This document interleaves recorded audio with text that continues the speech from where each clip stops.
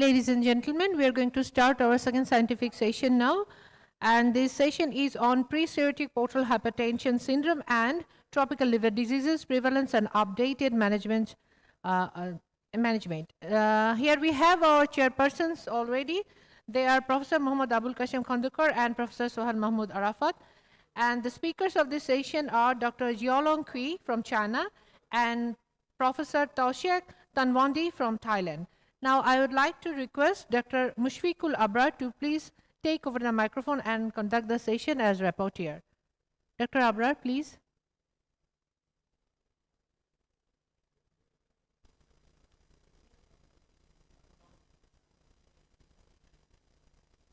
Can you hear me? Please confirm. Thank you.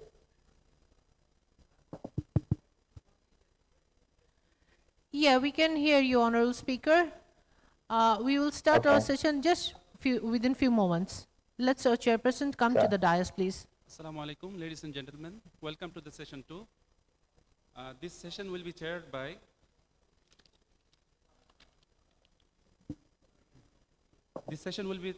Professor Muhammad Abul Qasim Khandekar sir and Professor Sohail Mahmood Arafat sir.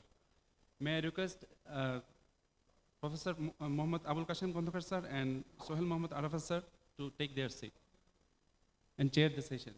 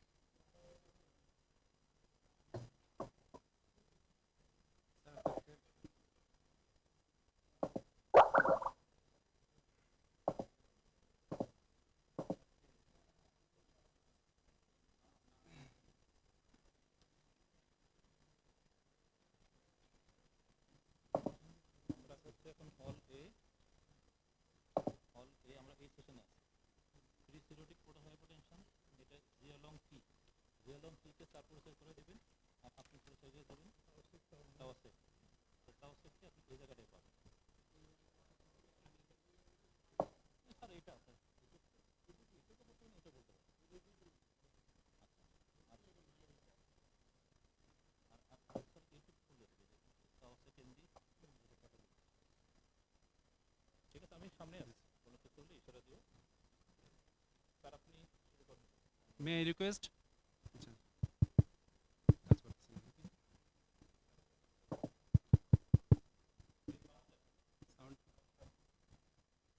Hello. May I request Professor Muhammad Abul Qasim Khandekar sir to introduce our first speaker of this session.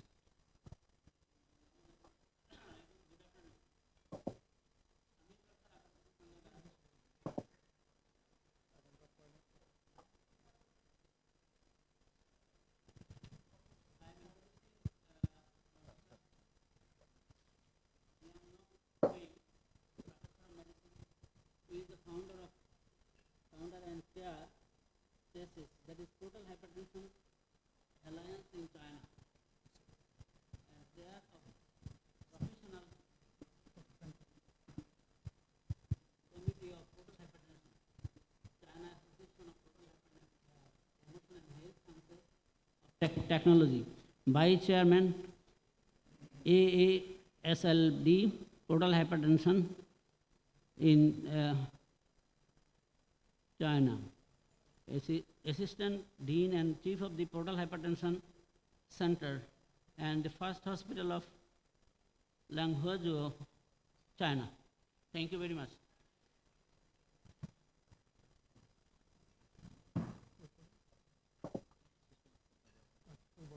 Excuse me, I need to share my screen.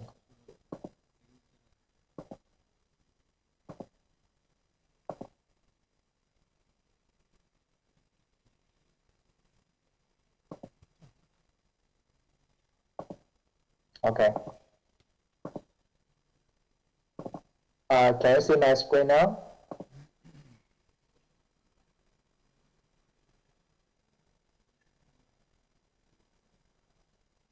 Excuse me, can you see my screen now? Yes, we can hear you clearly. You can start. Thank you. Okay. Good morning, ladies and gentlemen. My name is Xiaolong Qi from the First Hospital of Lanzhou University from China. And today I'm very honored to be here to share the topic, the pre-cirrhotic port hypertension, which means we do a lot of the management and interventions for the port hypertension complications, including the bleeding, ascites, the encephalopathy. But what we can do before these complications, and what we can do for these pre-cirrhotic port hypertensions. So today I would like to only focus on the liver image, which we do a lot of work during the past years. And I'm the founder and chair of the Port Hypertension Alliance in China, and we have a port hypertension network, which including more than 300 university hospitals in China, and we are very happy to collaborate with the colleagues in your countries. So my topic including three parts. The first is what liver image can be done for the port hypertension prediction, and what liver image for the high risk versus prediction, and what liver image can be guided for the management of port hypertension.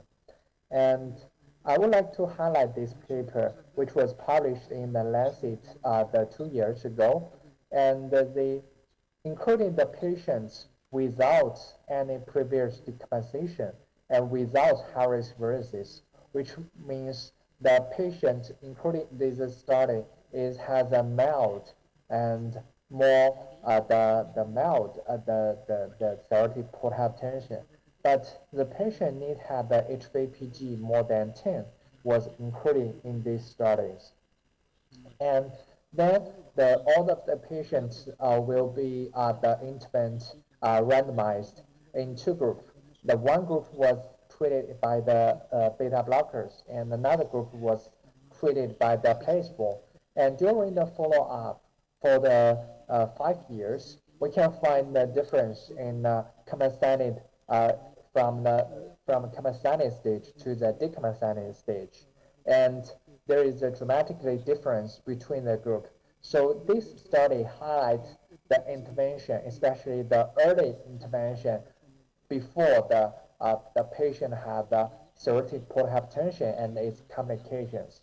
And the study was also highlighted that if the patients need to be enrolled with HVPG, which means hepatic venous pressure gradient, which is an invasive measurement, it should be limited during the clinical practice. I'm not sure the situations in your country, but in China, we have only like 50 university hospitals can do the HVPG routinely in China. You should imagine we have more than 1,000 university hospitals in China, but only the less than 50 can do these procedures. So the unmet needs in this field is about the non-invasive method for the HVPG. So we do a lot of work during this the topic.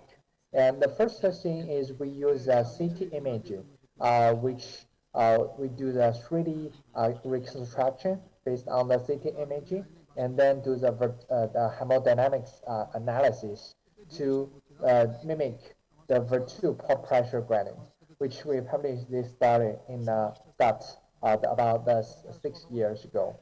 But the problem in this study is no HVPG as a reference standard. So we don't know if the VPPG virtual pressure gradient is correct or not. So we initiated the first trials, which we call the CHESS 1601 trials. In this study, we collaborate with the 3 centers in China, and we enrolled 102 patients in this study. Definitely, most of the patients was HBV-related cirrhosis. I'm not sure the situations in your country, but I have to note that in China, more than 60%, 60% cirrhosis was caused by the HBV infection. So the etiology is totally different from European and the United States. And for this, the imaging processing, we still do the inter-observer and the intra-observer variability to the test and retest the robust of the new technique. And we do the virtual HPPG analysis for all the 102 patients. And finally, we publish these results in the radiology. And all of these techniques has approved currently in the Chinese FDA, and we also get the United States patent. And another technique is a radiomics signature, which was based on one of the technology of the AI, artificial intelligence, to do this analysis. And you can see the RHVPG is very popular the technique and very emergent technique, which can do the feature extraction, including the text feature and the non-text features. And then we do this features analysis for both the liver and the spleen, and then construct a formula to predict the HVPG. And this is our the paper in eBiomedicine in 2018. We published, developed, and validated radiomics signature for clinically significant portal hypertension in cirrhosis, which in CHEST 1301 study. And based on this technique, we try to develop a HVPG intelligent detector, which means we can use the raw data imaging, which is in a DICOM format, to do the processing workstation. And generally, I do believe in your countries, we can use the imaging only for some parameters, including the portal vein diameter and portal vein velocity and the spleen size assessment. And we cannot do the portal pressure assessment for the liver imaging. So based on this, the detector, we can do the analysis, and we can also give the reports to the patients to simulate if the HVPG, hepatic venous pressure gradient more than 10 or less than 10. And this is one of the emerging techniques in China, and we use this technique for the help of the detection of the patients with cirrhosis. Okay, but the problem is this study had some radiation exposure. As you know, CT is not the routine test in many countries. I'm not sure if this technique works in your countries. And then we detect another technique we call the MRI-based the technique, which is in CHEST 1802, CHEST 2018, the study. And there are more than 10 university hospitals in this study. And we do some imaging feature analysis for this technique. And we try to develop the model based on MRI imaging for the liver surface nodulity analysis. And we construct a score called the distance, DIS, distance score, CHEST distance score, which means the distance score can reflect the liver surface nodulity based on the imaging. And if the patient had a higher HVPG, this score is higher. And if the HVPG was lower, this score is lower. We can calculate this score within only 2 or 3 seconds, which is pretty fast and pretty, available in routine practice. And then we enrolled a cohort, a training and validation cohort in several cities in China, and also cities from Bologna in Italy, and from Ankara from Turkey. And this is international, the multi-center studies. And we among the training cohort and validation cohorts outside China, we already validated this technique and its correlation with invasive HVPG. And we reported this technique in the Lancet to report the non-invasive score using non-contrast enhanced MRI for identification of a clinical significant poor hypertension, a prospective multi-center study. And we are very happy to collaborate with colleagues in this field in your countries, which is very, which I mean, if you are interested to validate this technique and try to use this technique in your practice. And we try to improve the accuracy, which means we try to use the deep learning techniques to improve the accuracy for the detection. And this is a very recent study. We collaborate with with the Turkey to detect the CNN, which means one of the neural network analysis, and for the both CT imaging and MRI imaging based on our previous cohorts. And we published these results very recently in Clinical Gastrohepatology, titled "The Deep Convolutional Neural Network and AD Detection for Hypertension in Patients with Cirrhosis." Okay, and the second part I would like to talk about how about the liver imaging can be used for the high-risk cirrhosis. And as you know, the Aveno consensus recommended that if the patient has a liver stiffness less than 20 and the platelet more than 150, have a very low risk of cirrhosis retreatment, and the patient can avoid getting anesthetic. And another group tried to expand this criteria.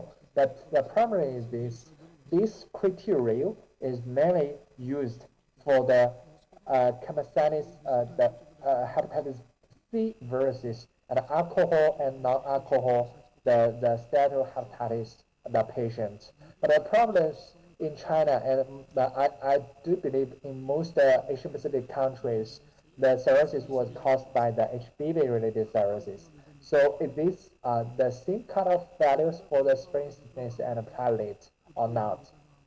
So we try to detect this difference.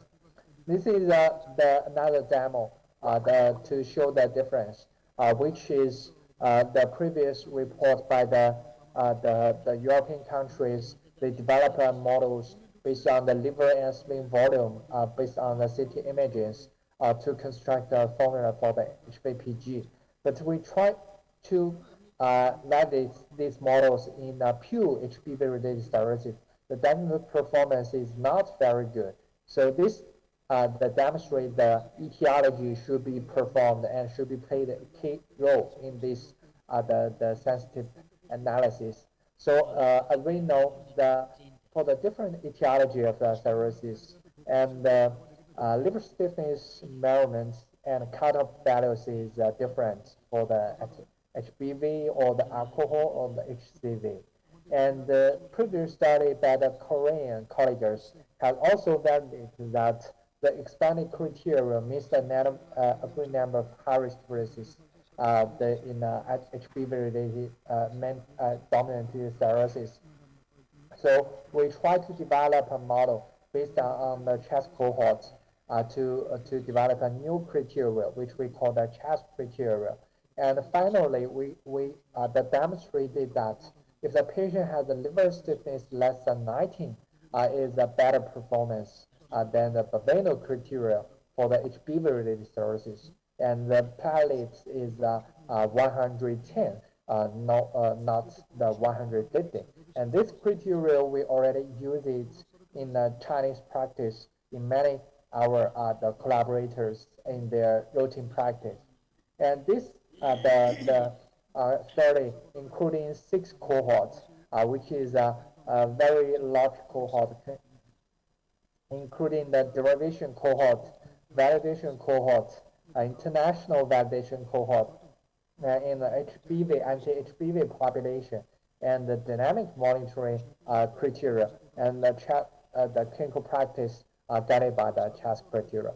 And finally, we demonstrate the CHASS criteria can be used in clinical practice in China and in many Asian Pacific countries, which have the HBV dominated cirrhosis. and which is also a cost-effective result, which means we can save a lot of monies for the endoscopy screening and endoscopy treatment. And so we try to recruit a parcel database. And if you are interested in the collaboration for the HPV-related services, we are very happy and honored to collaborate with the colleagues in your universities. And lastly, I would like to share some new concepts and promising results which use the liver imaging to guide the management of cirrhotic portal hypertension. And this is a very classic paper by the Dr. Hamid Bosch, and they use a hemodynamic response to guide the therapeutic the response to guide the treatment. And the responder of a beta blocker can be drugged by the reduction of the HVPG, which means the after HVPG treatment and before HVPG treatment more than 20, and all the HVPG decrease to less than 12, and this the patient was defined as the responder of the beta blockers, but if not, it is a non-responder. So we can think that non-responder has a dramatically difference for during the follow-up, maybe less for 8 years, and the cumulative survival, which was very different between the responder and non-responders. This showed that we can not only give the beta blockers to the patients, we should still try to clarify if the patient is a responder or a non-responder to the beta blockers, which is very important in the future, the management. And we need some non-invasive method for this in this category. So we are very happy to see that our Korean collaborators came to publish a very important paper in the journal Hepatology. And they use the delta spleen stiffness, which means pre-treatment and post-treatment, they do the two measurements of spleen stiffness based on the RFA and they try to validate if the spleen stiffness change can reflect the HVPG change. And they construct a model to predict the efficacy of a carvedilol in these patients. And last study is our ongoing study, and we try to use the liver imaging to guide the TIPS management. Because currently in China, we usually use an 8mm stent for all TIPS patients. But we know in the United States or some European countries, they use a 10mm stent. I'm not sure what about in your country, but one fitting all is not always good. So we try to do some personalized the stent, the strategy for the patient receiving the tips on the management. So we do the virtual stent, which was based on our previous hemodynamics work, and we can do this the simulation, virtual simulation. And you can see if we put the different stent, it's a virtual stent into the 3D, the vasculature. So the pressure, PPG, can decrease to the different level based on the different diameters. And then we put the 8mm stent, which was the routine practice in China, and the PPG decreased to the 10, and which was very similar to our simulation before the intervention procedure. So that means this virtual stent guided tips management can be potentially used in future practice. And currently, we enrolled a large cohort for this analysis. So the liver image in precision medicine is very useful and very potential emerging technique in the near future. So this is my the topic to share the three parts about for the portal hypertension, for high risk versus, and for the management. And we are very happy to develop some emerging non-invasive approaches. And about in the 2018, we collaborate with many experts in this field to write a review article in Lancet Gastroenterology and Hepatology. And we are very happy to collaborate with colleagues in your countries to develop a novel model which was easily accessible globally and simple use in clinical practice.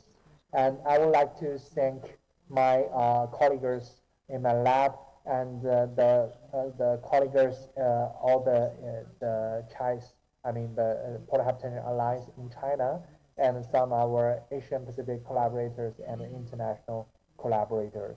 Thank you very much for your listening. Thank you very much. Now, I would like to request Professor Sohail Mohammad Arafat sir to introduce the second speaker. Bismillahirrahmanirrahim. Very good afternoon. I welcome you all to this session.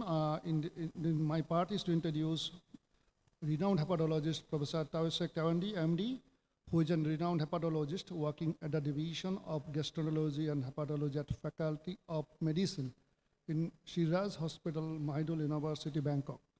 He has lots of publication and research work in the field of hepatology, and his main interest of research is in the field of treatment of chronic hepatitis B and C, hepatocellular carcinoma, and cost-effective of treating hepatitis B and C infections.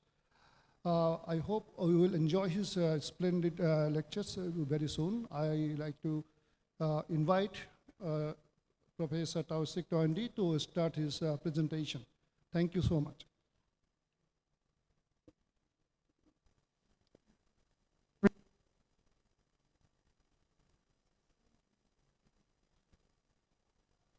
Professor Tausek Tawandi.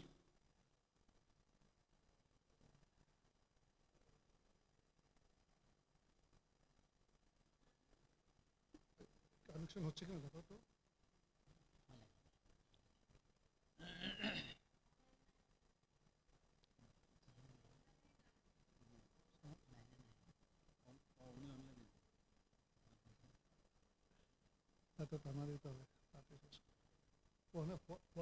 Recording in progress. We are trying to connect him. Unfortunately, we have lost the connection. Let's wait for a few moments. Okay, we are waiting for the connection with Professor.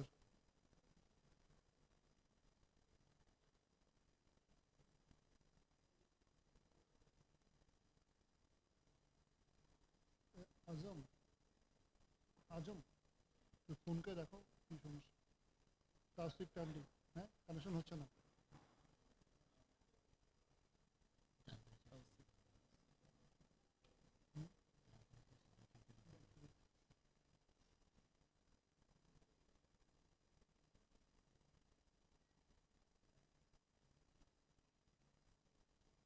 Recording in progress.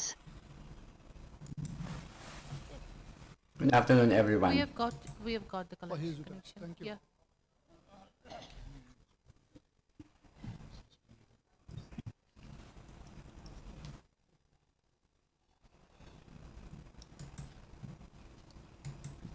Hello.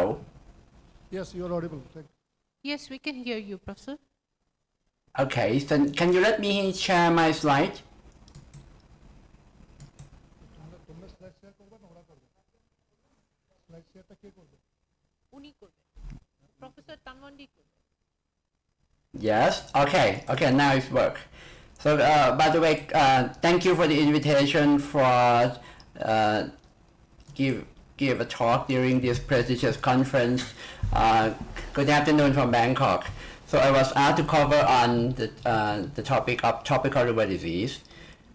That's my disclosure. So actually, tropical liver disease is going to be a combination between tropical disease and the liver involvement of tropical disease. So the tropical disease is a disease that usually those days was defined as indigenous disease in tropical or subtropical area. But nowadays, with global travelings and climate change, many tropical diseases are now worldwide. And the tropical liver disease is a disease that involves either as part of systemic infections or is primarily liver involvement.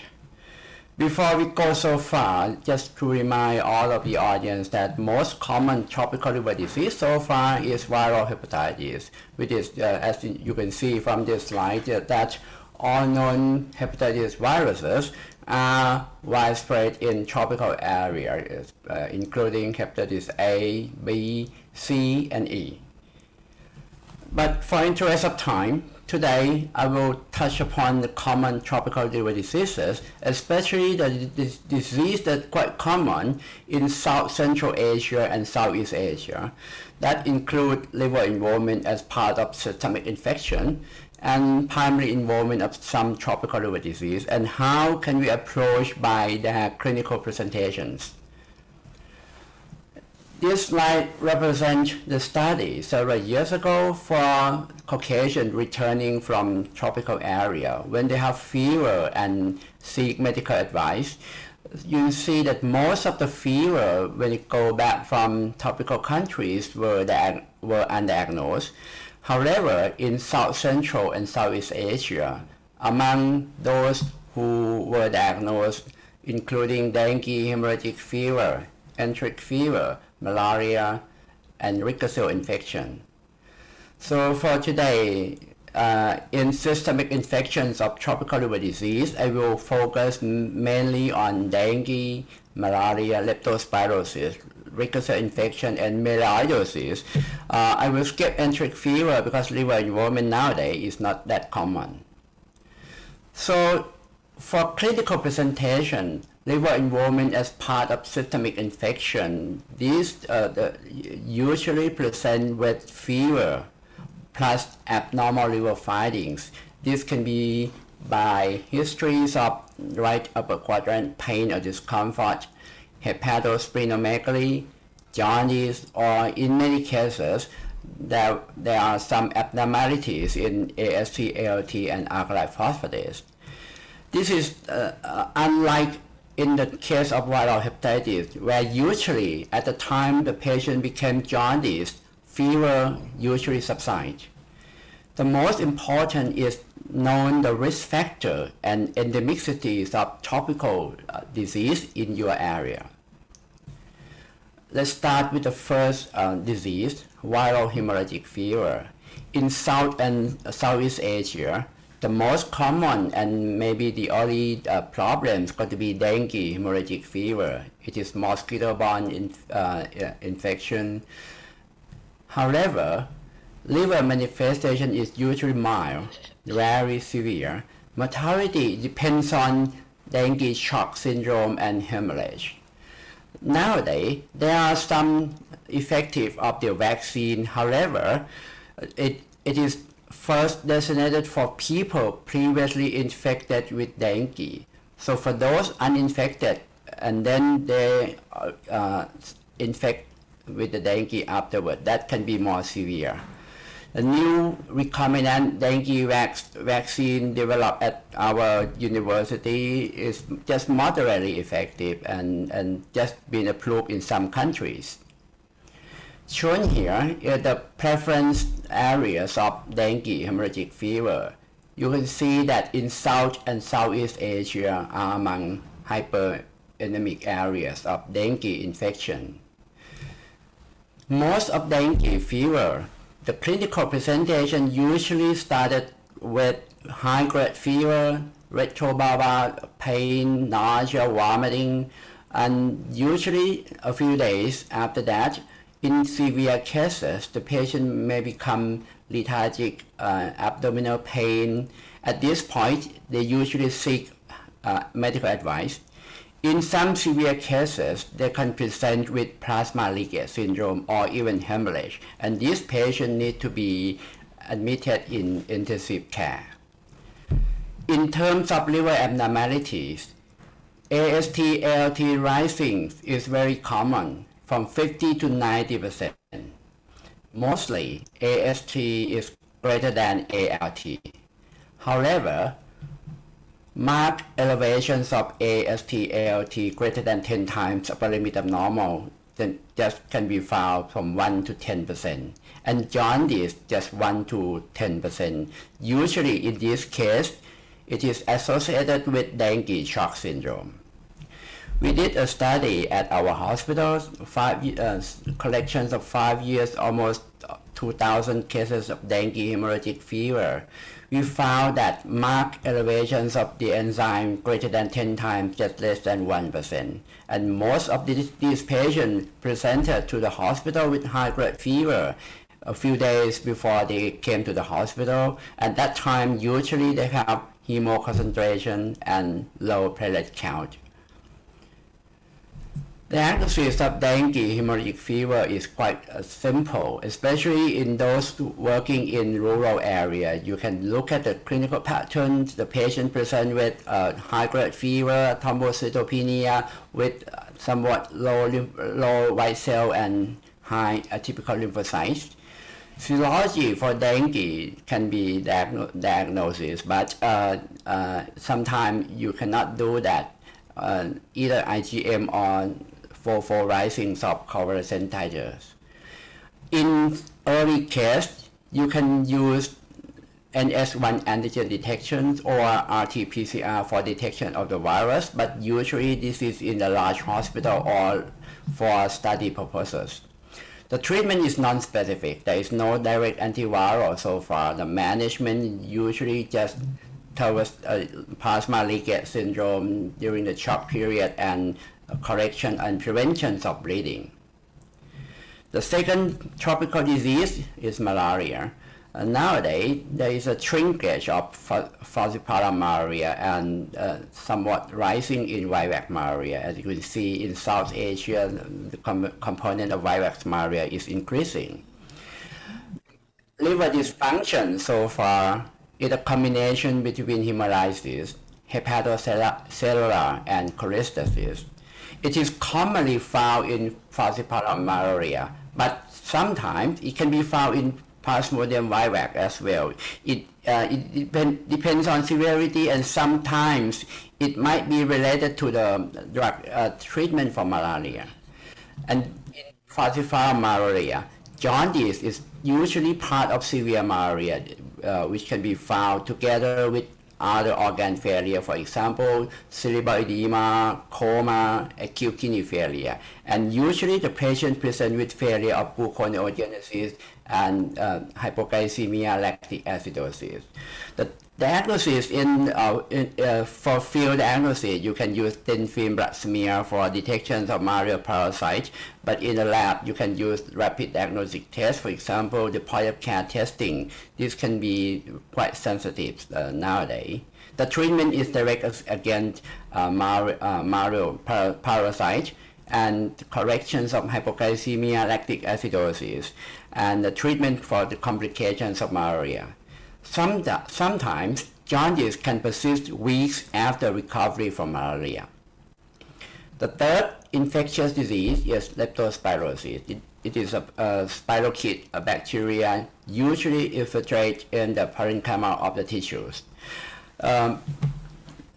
Regarding the epidemiology, in South Asia, there were several reported, but still not that much. So we think that in this area there can be some leptospirosis, but we don't know the evidence that how severe the prevalence in this region.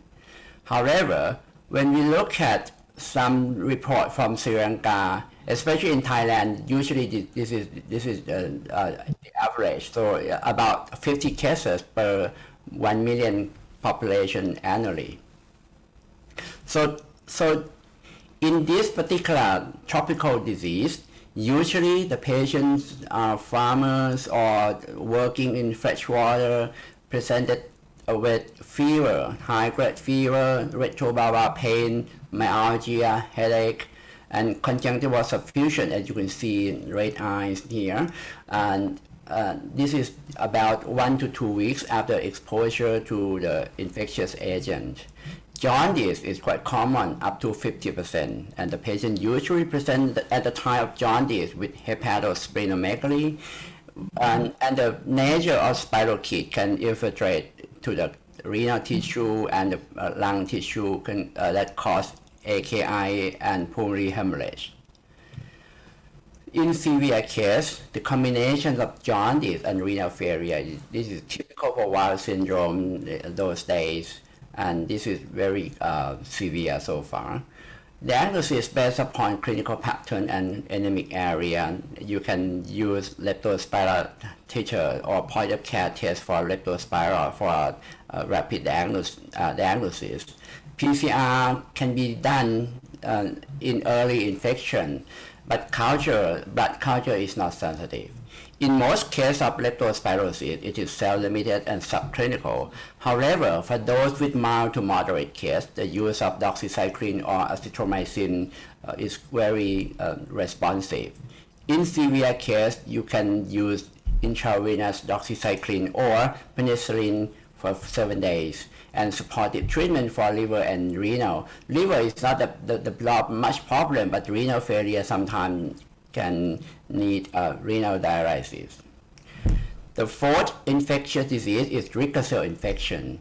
In our region, the most common going to be scrub typhus, but in some urban area, it can be murine typhus. It is free-borne by the rodents in mouse, but much less common. The clinical presentation of scrub typhus is very similar to leptospirosis, including myalgia, severe headache, and fever. However, there are some different in terms of rash. Usually, it's not found in leptospirosis. And lymphadenopathy, this is quite common, especially the local lymph node that is drained from eschar, which is a typical for scrub typhus. The complication also very similar to leptospirosis, including jaundice, myocarditis, interstitial pneumonia, and renal failure. Shown here is a study from India to look at the liver and renal involvement of scrub typhus. You can see that 60 to 70% of the patients did have liver abnormalities, but usually the elevation of the enzyme was quite minimal, from 1 to 2, less than 5 times upper limit of normal. More than 10 times upper limit of normal is about 10%. However, for those who have severe derangement of renal and liver function, can predispose to mortality. Another study from Taiwan also had shown that the enzyme abnormality were very common. Diagnosis, you can use the non-specific Wild-Felix test. It is against Proteus bacteria, but can be useful in some area where IFA or IIP is not available. But in modern days, immunofluorescence assay is quite specific and handy. The treatment is the same for leptospirosis. So doxycycline 100 milligrams twice a day for 7 days can cover both leptospirosis and scrub typhus. The study from Thailand, a comparison between 4 diseases, leptospirosis, dengue, hemorrhagic fever, scrub typhus, and malaria. You see that leptospirosis had the highest in terms of jaundice, but in terms of pattern of liver abnormality, in terms of whether it is hepatocellular or cholestasis, so usually both diseases, leptospirosis and scrub typhus, can have elevations of alkaline phosphatase. So the pattern of liver abnormality got to be mixed cholestatic pattern, where malaria usually it is cholestasis. Now, when the patient comes to you with the history of fever and jaundice, so then you need to look at whether it is systemic disease or it is hepatobiliary tract disease, which is covered by another speakers. So if the patient does have severe local symptom, pain, tenderness, or rebound tenderness around liver areas. So you need to think about hepatobiliary tract infection. But in a patient that have no specific liver abnormality in terms of physical examination, you need to add the systemic involvement of topical disease into your differential diagnosis. So with that, for the patient with fever and jaundice, so if the fever is gone at the time they presented to the hospital and with typical prodromal, it should be viral hepatitis or drug-induced hepatitis. So it's kind of acute hepatitis syndrome. If the fever persists, especially high-grade fever and significant local symptom in hepatobiliary tract area, you need to think about local infection in the liver, either ascending cholangitis, liver abscess. If the patient look very sick, clinically sepsis, this is the part of correlated of sepsis. In the patient with no significant local symptom, even they have hepatosplenomegaly, but it's not that tender.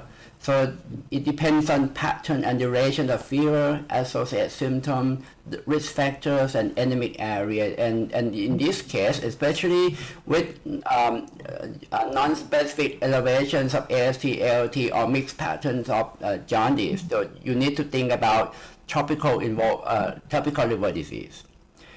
My last part going to cover on the liver abscess or mass-like lesion. The most common abscess for the topical liver disease so far in our region is amoebic liver abscess. So you can see that especially in South and Southeast Asia, amoebic liver abscess still the problems.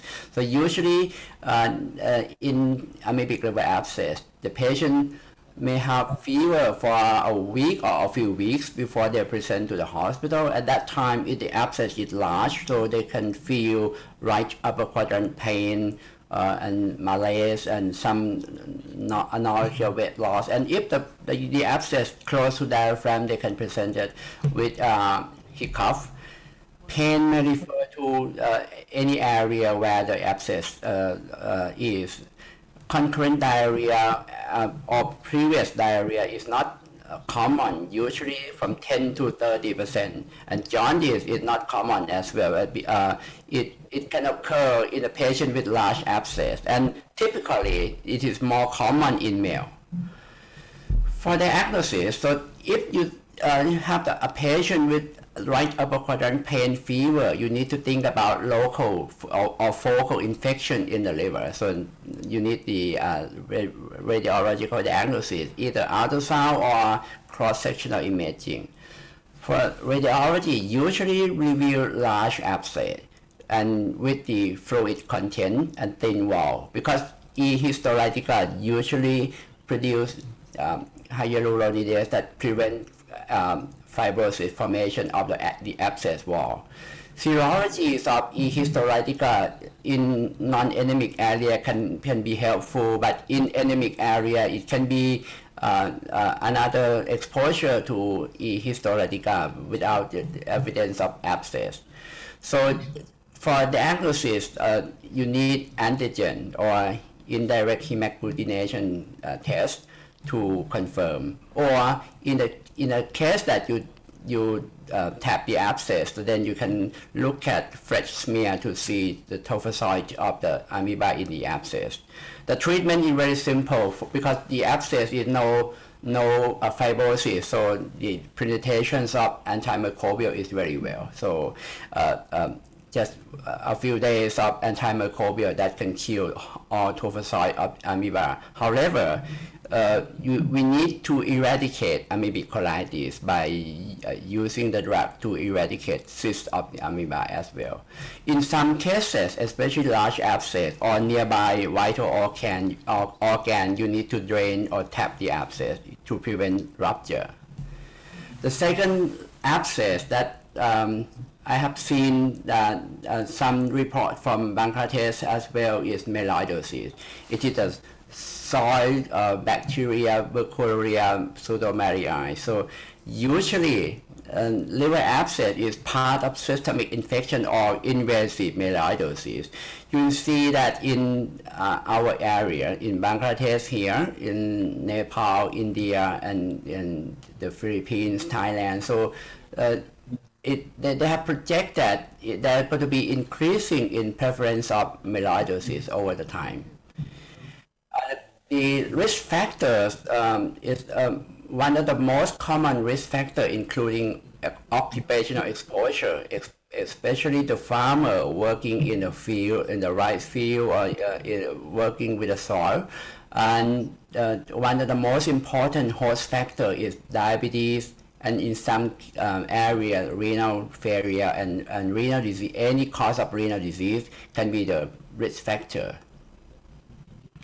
In terms of clinical presentation of myelaidosis, usually it is part of invasive myelaidosis. However, liver involvement can be up to 10% in report from India and up to almost 40% report from Thailand. And usually there's going to be simultaneous involvement with liver and spleen. Shown here is a typical pattern for liver involvement of myelaidosis. So you can hear more from Professor Abhisantanalak later today. So for myelaidosis, it is part of multiple liver abscess and conference together. So you see many small abscess conference together. So it can be coalescent pattern, it can be pseudo rim size or honeycomb patterns, or like bead necklace pattern, as you will see from the CT scan, that is going to be surrounding abscess across the solid area. So one important thing is usually you can see both splenic and liver involvement together. So if you see abscess in both liver and spleen, think about myelaidosis.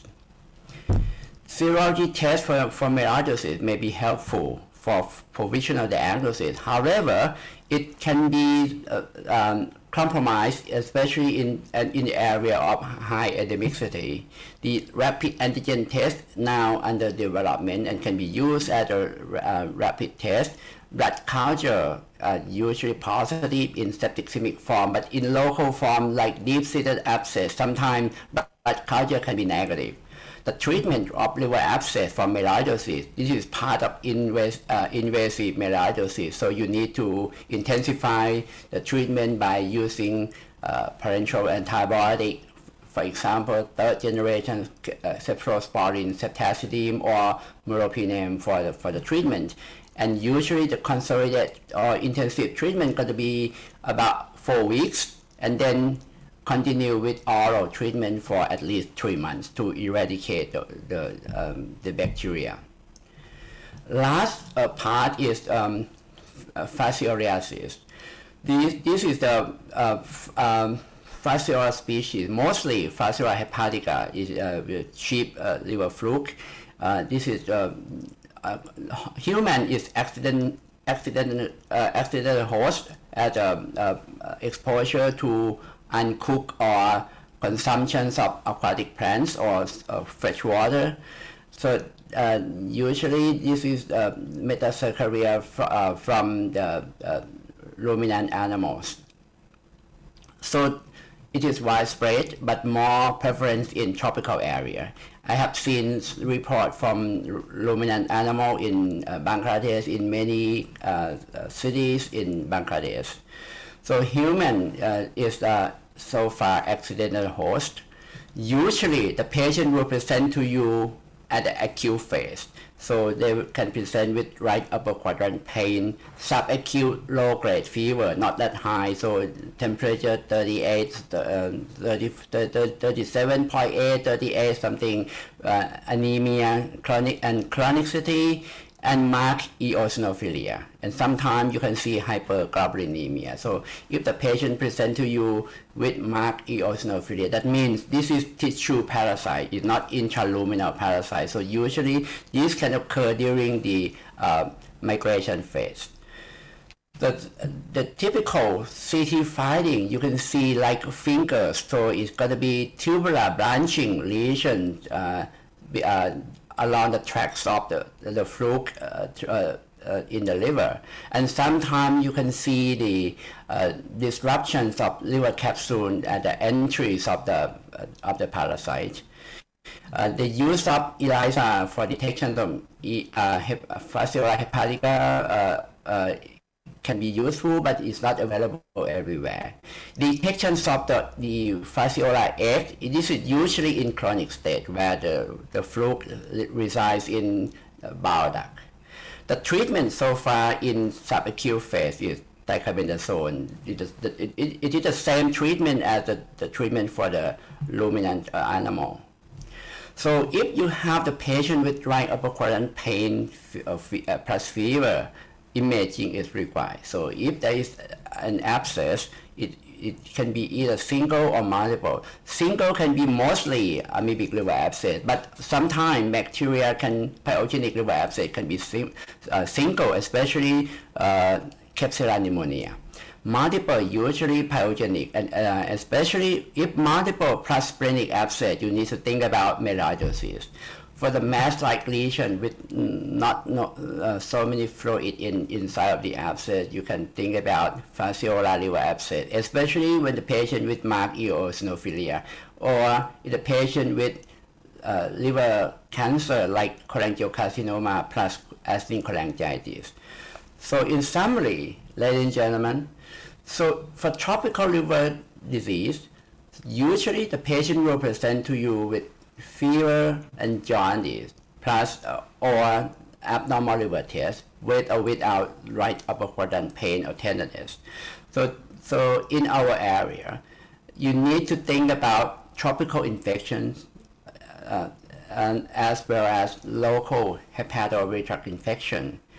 In the patient with right upper quadrant pain and fever, apart from hepatobiliary tract infection, you need to think about liver abscess. And for liver abscess, usually pyogenic liver abscess going to be actinic cholangitis or actinic infection. So they should have some abnormalities of bile duct that will cover by other speakers. But in the patient in our area, amoebic liver abscess and melioidosis should take into account. Acute phase of liver fluke can present to you with right upper quadrant pain, especially when the patient present to you with low-grade fever and hypereosinophilia. With that, thank you for your attention. Thank you. Thank you very much. Now, I would like to request Professor Mohammad Abul Qasim Khondokar sir to give his remarks. Ladies and gentlemen, good afternoon. As the time is over, I have nothing to add. Both the speaker delivered excellently. My interest is more in the second one, the tropical disease, the tropical country's disease and involving the liver. I am thankful to the audience in presence and online, those who are attending and trying to listen this deliberation. And I am grateful to the organizer, especially Professor Mobin Khan, to give me the opportunity to chair this session. Thank you, lauded audience. Thank you very much. Now, the concluding remarks from Professor Sohail Mohammad Arafat sir. After that, we will conclude this session. Thank you, Mr. Rapporteur, Dr. Abrar. My sincere thanks goes to Dr. Jia Long Ki and Professor Tausik Tawandi. They have given a really two very interesting presentation. Is really very common in the subcontinents regarding this pre-cirrhotic portal hypertension as well as the hepatic infection in the tropical diseases. I'm very much sure and believe that who are the audiences on and offline all are very much benefited, including us, because lots of secrets and important issues came up in their lectures. My sincere thanks goes to both the presenters, both renowned hepatologists. Also, thanks goes to our London audience who are sitting in front in this room, as well as who are connected online. Also to the presenter, Dr. Natasha Khushid, and everybody. Also, my thanks, sincere goes to the organizer, Hepatology Society, and our respected president of the society, Professor Mubin Khan, sir. With these few words, I'd like to conclude my talk. Thank you so much. Thank you. Assalamualaikum. With the permission of the chairpersons, I would like to conclude this session. Thank you very much for kind patient hearing. Thank you, Honorable Chairpersons, and thank you, Rapporteur Dr. Mashfiqul Abrar. Ladies and gentlemen, we are directly moving on to our next session. That is our third and last scientific session. Same as before, we are running two parallel sessions in Hall Room A and B. Here in Hall Room A, the session is on hepatitis B, update on treatment and how far we are from eliminating this virus, and management of critically ill cirrhotic patients. And the third topic is acute on chronic liver failure, what's new in 2021. The chairpersons are Professor A.H.M. Arif Hassan, Professor Muhammad Abul Kalam Azad, and the speakers are Professor Anna Suk Fonglok from USA, Professor Francois Durand from France, and Professor Julia Vinden from UK. And here I would like to request the rapporteur of this session, Dr. Muhammad Haruna Rashid, to please come over the dais and proceed for the session.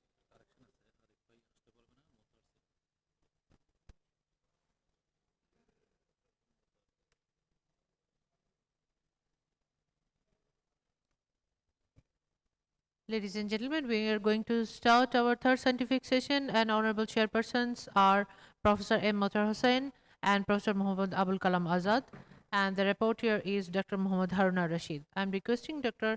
Haruna Rashid to please take over the microphone and proceed for the session. Thank you.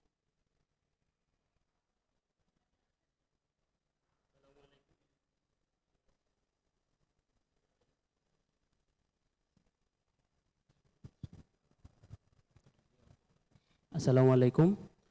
Welcome to all again, our 6th International Hepatology Conference 2021. Our third session will be chaired by Professor Dr. Muhammad Mutahar Hussain sir and also Professor Muhammad Abul Kalam Azad sir. Both of them are within the chair. Now this session have 3 speakers.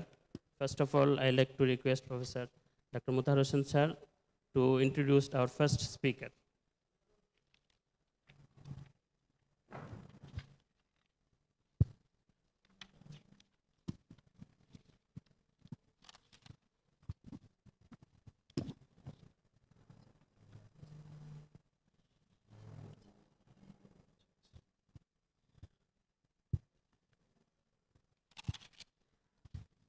Assalamu alaikum and good afternoon.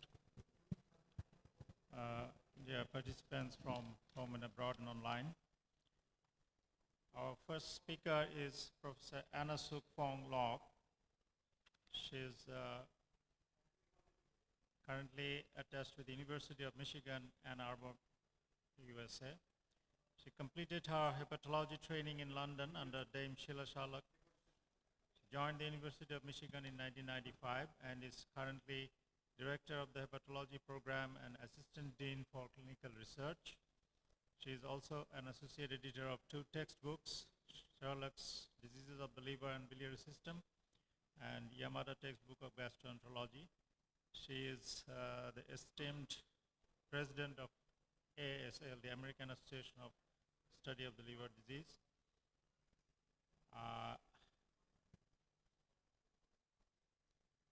Due to her involvement otherwise and also due to the time difference, you know, in Michigan it is very early in the morning. She requested that she would deliver the lecture recorded, and so now we will hear her recorded lecture. Please can you run the lecture of analog, please?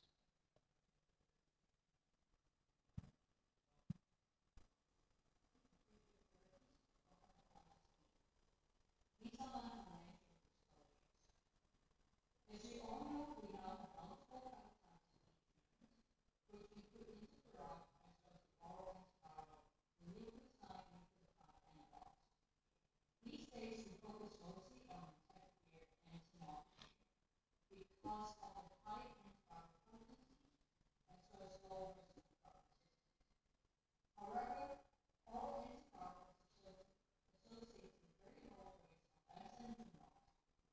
Pegylated interferon, on the other hand, is associated with higher rate of S antigen loss. Even with 1 year of treatment, you achieve about 10% of S antigen loss during post-treatment follow-up. But these high rates of S antigen loss is mostly observed in patients infected genotype A, which is not common in Asian countries. The oral antivirals, entecavir and tenofovir, on the other hand, even with up to 7 or 10 years of treatment, is associated with very low rate of S antigen loss. And therefore, many people have been asking for better treatment. On the other hand, even without complete viral suppression or S antigen loss, antiviral therapy has been shown to result in decrease in clinical outcomes, HCC decompensation, and liver-related mortality. Clearly, patients with S antigen loss do even better compared to those with just DNA suppression but without S antigen loss, particularly when it comes to HCC, although with decompensation and liver-related mortality, that doesn't seem to be a big difference. As far as liver cancer is concerned, we know that antiviral therapy can reduce liver cancer, but it requires many years of treatment. This is some data from European multi-center studies where they show that among the patients with cirrhosis, the first 5 years there continues to be a linear rate of increase in liver cancer, but the graph appears to plateau after the first 5 years. And in fact, after the first 5 years, cancer occurs mainly in older patients at the start of treatment, as well as in those with low platelet count and higher liver stiffness, indicating that it's the more advanced cirrhosis and those with portal hypertension where the cancer risk continues to remain high. So where are we with the current treatment? As we have discussed, the current antiviral therapy, particularly the NUCs, have effective potent viral suppression, can reduce hepatic inflammation and reverse fibrosis, prevent progression to cirrhosis and liver failure, as well as decrease the risk of liver cancer. The NUCs are also very safe. However, they do not completely eradicate cccDNA or integrated HBV DNA. There's a very low rate of S antigen loss, particularly with non-A genotype, and therefore for most patients, long duration of treatment is required and the risk of HCC persists, albeit at a low rate. Thus, hepatitis B, in contrast to hepatitis C, the indications for treatment is different. With hepatitis C, we know that we have 97–98% chance of SVR with very short durations of therapy. But with hepatitis B, we oftentimes require many years of treatment. So currently, we're not recommending treatment for everyone, but certainly treatment is recommended for those with life-threatening liver disease, regardless of the DNA or ALT level. These will include patients with acute liver failure, severe exacerbations of chronic hepatitis B, and those with decompensated cirrhosis. We will also recommend treatment for those with high risk of liver failure or liver cancer in the near future, and these will include the patients with compensated cirrhosis, regardless of the HBV DNA level. As hepatologists, we also strongly believe in prophylactic antiviral therapy for surface antigen positive patients who will be starting immunosuppressive therapy, as well as for antigen positive pregnant women with high HBV DNA, more than 200,000 IU per ml, starting them on antiviral therapy in the late second and early third trimester of pregnancy to further reduce mother-to-child transmission. These constitute a small group of hepatitis B patients. The bulk of the patients do not have cirrhosis and are not pregnant or taking immunosuppressive therapy. Here, treatment is recommended for those at high risk of progressive liver disease. So it requires that we predict who would be at high risk. Generally speaking, our recommendation would be to treat the patients who currently have active inflammation. These will include the antigen-positive chronic hepatitis patients and the antigen-negative chronic hepatitis patients. With current treatment, we do not recommend treating the patients in the immune tolerant phase or in the inactive carrier phase. Those in the inactive carrier phase, if they stay in that phase, the prognosis is pretty good. And we're not sure that antiviral treatment will make a difference. Those in the immune tolerant phase, they do have very high level of virus, but currently available treatment is not very effective in achieving antigen loss or S antigen loss. And that's the reason why we recommend observing them until new and better treatment become available. So when we discuss treatment, no treatment, we're not truly saying treat this patient or not. Rather, we're discussing whether we should treat the patient now or whether this is a patient in whom we can continue to monitor and treat later when indicated. What would be those later indications be? Obviously, if the virus replication becomes more active or liver inflammation becomes more active, we would consider putting the patients on treatment. And certainly, as we learn more, evidence-based guidelines do get updated. And the current indications are much wider than it was 15, 20 years ago. And we certainly look forward to more effective treatment and hope that one day we'll be able to say, let's go and treat everyone with hepatitis B and not take the risk of them progressing with further liver damage. As I indicated, one of the reasons for hesitancy in starting everyone on treatment is we don't know exactly when to stop. With interferon therapy, we recommend a finite duration of treatment, 12 months for both antigen positive and antigen negative patients. But the bulk of the patients that we currently treat, we use nucleotide analogs. And here, if you look at different guidelines, in patients with cirrhosis, majority of these guidelines would say it's risky to take patients off treatment, therefore continue indefinite treatment. For those with no cirrhosis, if they start off antigen positive, guidelines in general recommend treating patients until they achieve antigen seroconversion with undetectable HBV DNA. For many patients, this requires 4, 5, and sometimes even longer duration therapy. And we also recommend a minimum of 1 year of consolidation.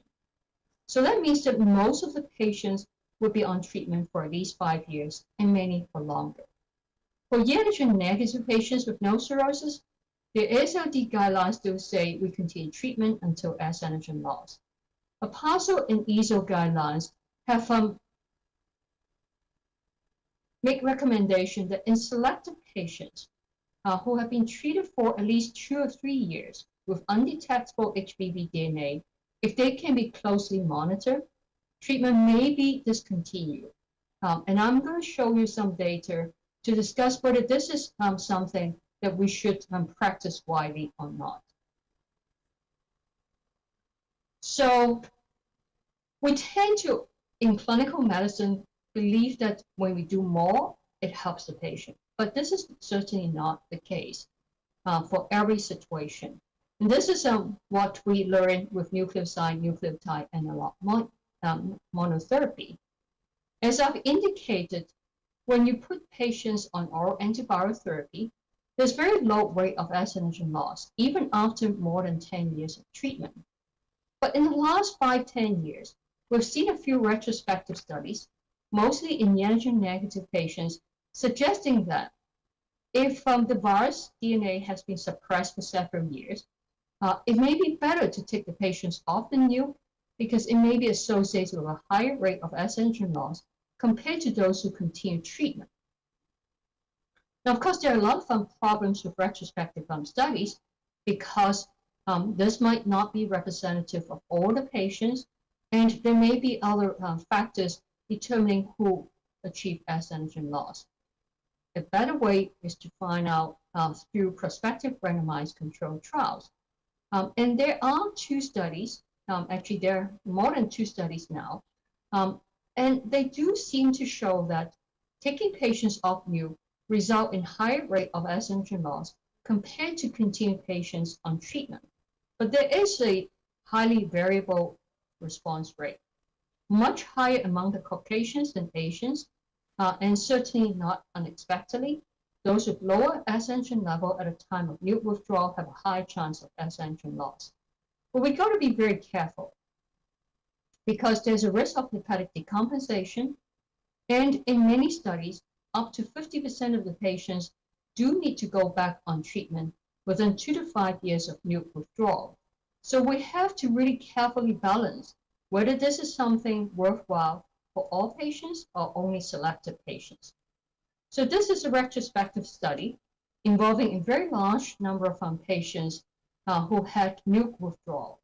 And this includes patients treated in North America, Europe, as well as in Asia.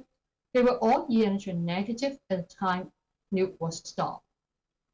Majority of these patients were e antigen negative at the start, but some of them were e antigen positive, but then lost e antigen during treatment, and at a time when NUC was stopped, they were e antigen negative.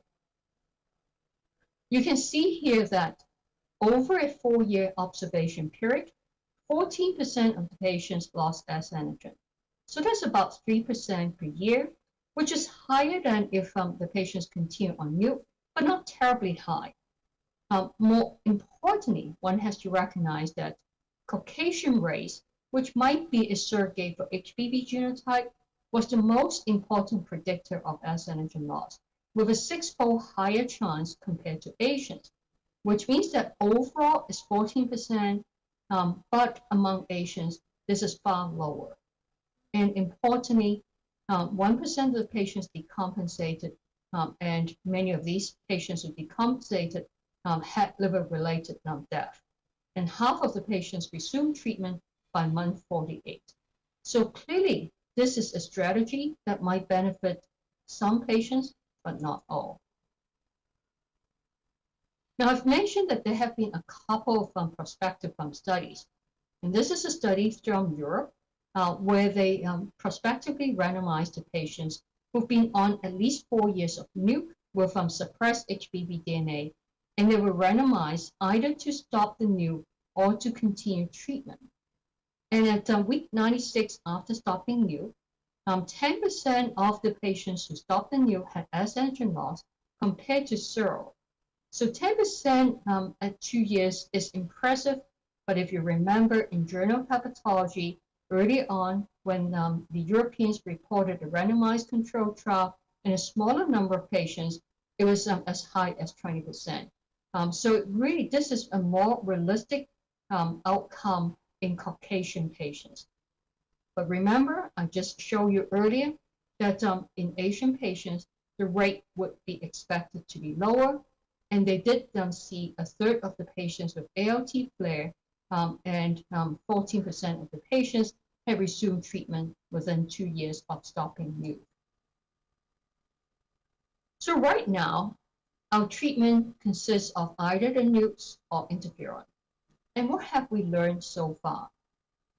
Well, as I've discussed, interferon is given as a finite duration, is associated with a higher rate of e antigen and S antigen loss, although this is mainly in genotype A. But it's rarely used because of all the side effects. And to be honest, my younger colleagues have not used interferon and feel very uncomfortable in using interferon. And globally, prevalence of genotype A is actually much lower than genotype B and C, which are the predominant genotypes in Asian countries. With interferon therapy, we know that you can sometimes use stop rules, which means that if a patient doesn't have significant S antigen decline after 12 or 24 weeks of treatment, the likelihood of a sustained response is very low, and instead of torturing the patients with the side effects of interferon, one might consider stopping treatment. There have been numerous attempts to try to mix and match interferon and NUC. One strategy is to treat the patients with NUC first, get the viral DNA suppressed, and either then switch the NUC to interferon or add on interferon. This is an interesting approach, and indeed in some studies, although not in all studies, there appears to be an increased rate of e antigen and S antigen loss. So clearly interferon is more effective in achieving e antigen loss and S antigen loss, although many of these studies are problematic because only a selected group of patients who have been on NUC get entered into these studies, so we don't think that this is an approach which is advisable for all patients. So one of the big problems with nuke therapy is that despite the fact that we suppress the HBV DNA to undetectable in the blood, when you look into the liver, CCC DNA persists. And this is the reason why we need to continue treatment because many of these patients remain e-antigen positive or S-antigen positive. But as I've described just now, recent studies suggest that nuke withdrawal might, in select patients, more so in Caucasians, lead to a high rate of S-antigen loss, and whether this is due to race or whether this is due to genotype is unclear. Most recently, there have also been a few studies that show that after several years of nuke and suppressed DNA, in some patients, we see a restoration of HBV-specific immune response. And these are the patients who are more likely to achieve virological remission and S-antigen loss. But immune restoration is not observed in everyone. And it would be interesting if we can figure out how to predict who get immune restoration and who do not. So I've discussed with you what current treatment can accomplish, as well as its limitations. With now the ability to cure hepatitis C, everyone has been asking, can we also cure hepatitis B? Is it possible to accomplish what nature cannot? Because even in patients with a very short duration of acute hepatitis B and rapid serological recovery with S-antigen to anti-S seroconversion, we know that we do not completely get rid of the virus. There's still virus in the liver because these patients can have reactivation of hepatitis B replication when they receive potent immunosuppressive therapy. And transmission of hepatitis B can occur when the livers from these patients are being transplanted to seronegative recipients. And the fact that these patients who had recovered from acute hepatitis B and maintain high level of anti-S many years afterwards is likely due to residual virus stimulating immune response. So why is it so difficult to eradicate hepatitis B? We frequently talk about the cccDNA, which resides in the hepatocyte nucleus. They have a long half-life, and they're not really affected by the nukes. They work on these other parts of the viral life cycle in hepatocyte cytoplasm. We also understand that the cccDNA can be replenished, not only from entry of new virus, but also recycling of cytoplasmic core particles. Thus, it has become the Achilles heel in terms of eradication of hepatitis B. When we talk about whether cure is feasible or not, it really depends on how we define cure.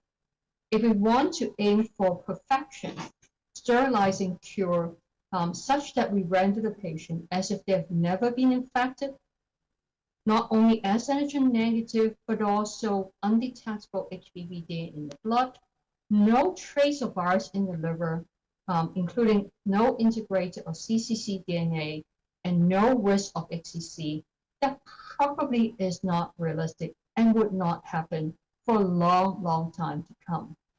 On the other hand, if we define cure as a functional cure, a realistic version of functional cure, which is similar to patients with chronic hepatitis B, with spontaneous or nuke or interferon-induced S-antigen loss, it may be possible, and what we would hope is, instead of a 2%, 3% S-antigen loss with 1 year of treatment, or in the spontaneous setting, about 1% per year, if we can get to 30%, 50% S-antigen loss after 2-3 years of treatment, that would be fantastic. So when we talk about functional cure, we're talking about achieving S-antigen loss with or without seroconversion to anti-S, HBV DNA not detectable in the blood, e-antigen negative, but we expect that cccDNA to still be present in the liver, but transcriptionally not active. Integrated HBV DNA will still be present. The liver disease will be quiescent, inflammation has gone down, and fibrosis regress over time, HCC risk would continue, but would also decrease with time. So how are we going to achieve that, and what type of therapy do we desire? We want the new therapies to be able to achieve hepatitis B cure in a high proportion of patients with chronic hepatitis B, regardless of the genotype, the e-antigen status, viral replication status, and stage of liver disease. We want them to be safe because the news are very safe. We want something new to be just as safe as what we have. And we certainly hope that it will be a finite duration of therapy. It won't be 8 to 12 weeks like hepatitis C, and we'll be happy if this would be 1, 2, or maybe even up to 3 years of therapy. It should be easy to administer because compared to NUCs, which is 1 pill once a day, we don't want it to be too complicated. And importantly, it should also be affordable and accessible. Well, is it possible? Well, not quite now, but we certainly have optimism that this is going to happen. Because with better understanding of the viral life cycle, we can now design therapies that have multiple steps in the viral life cycle. First, we have a lot of compounds called the core particle assembly modulators, which we talk about. We also have entry inhibitors. We have HBX inhibitors. Hepatitis B X protein is now known to have epigenetic modification on cccDNA transcription. We also have compounds that block subviral particle release, and we certainly know the NUCs very well. In addition, we have a huge group of drugs that are the siRNA, the interferon RNA, antisense oligonucleotides, RNA destabilizers that block S antigen production, and finally, a group of drugs that aim to destabilize cccDNA or to modulate its transcription. And I'm going to share with you some examples. The first group of compounds are the RNAi, or the antisense oligonucleotide. They basically interfere with the RNA transcripts and thereby block the packaging of the RNA into the nucleocapsid and export and production of variants.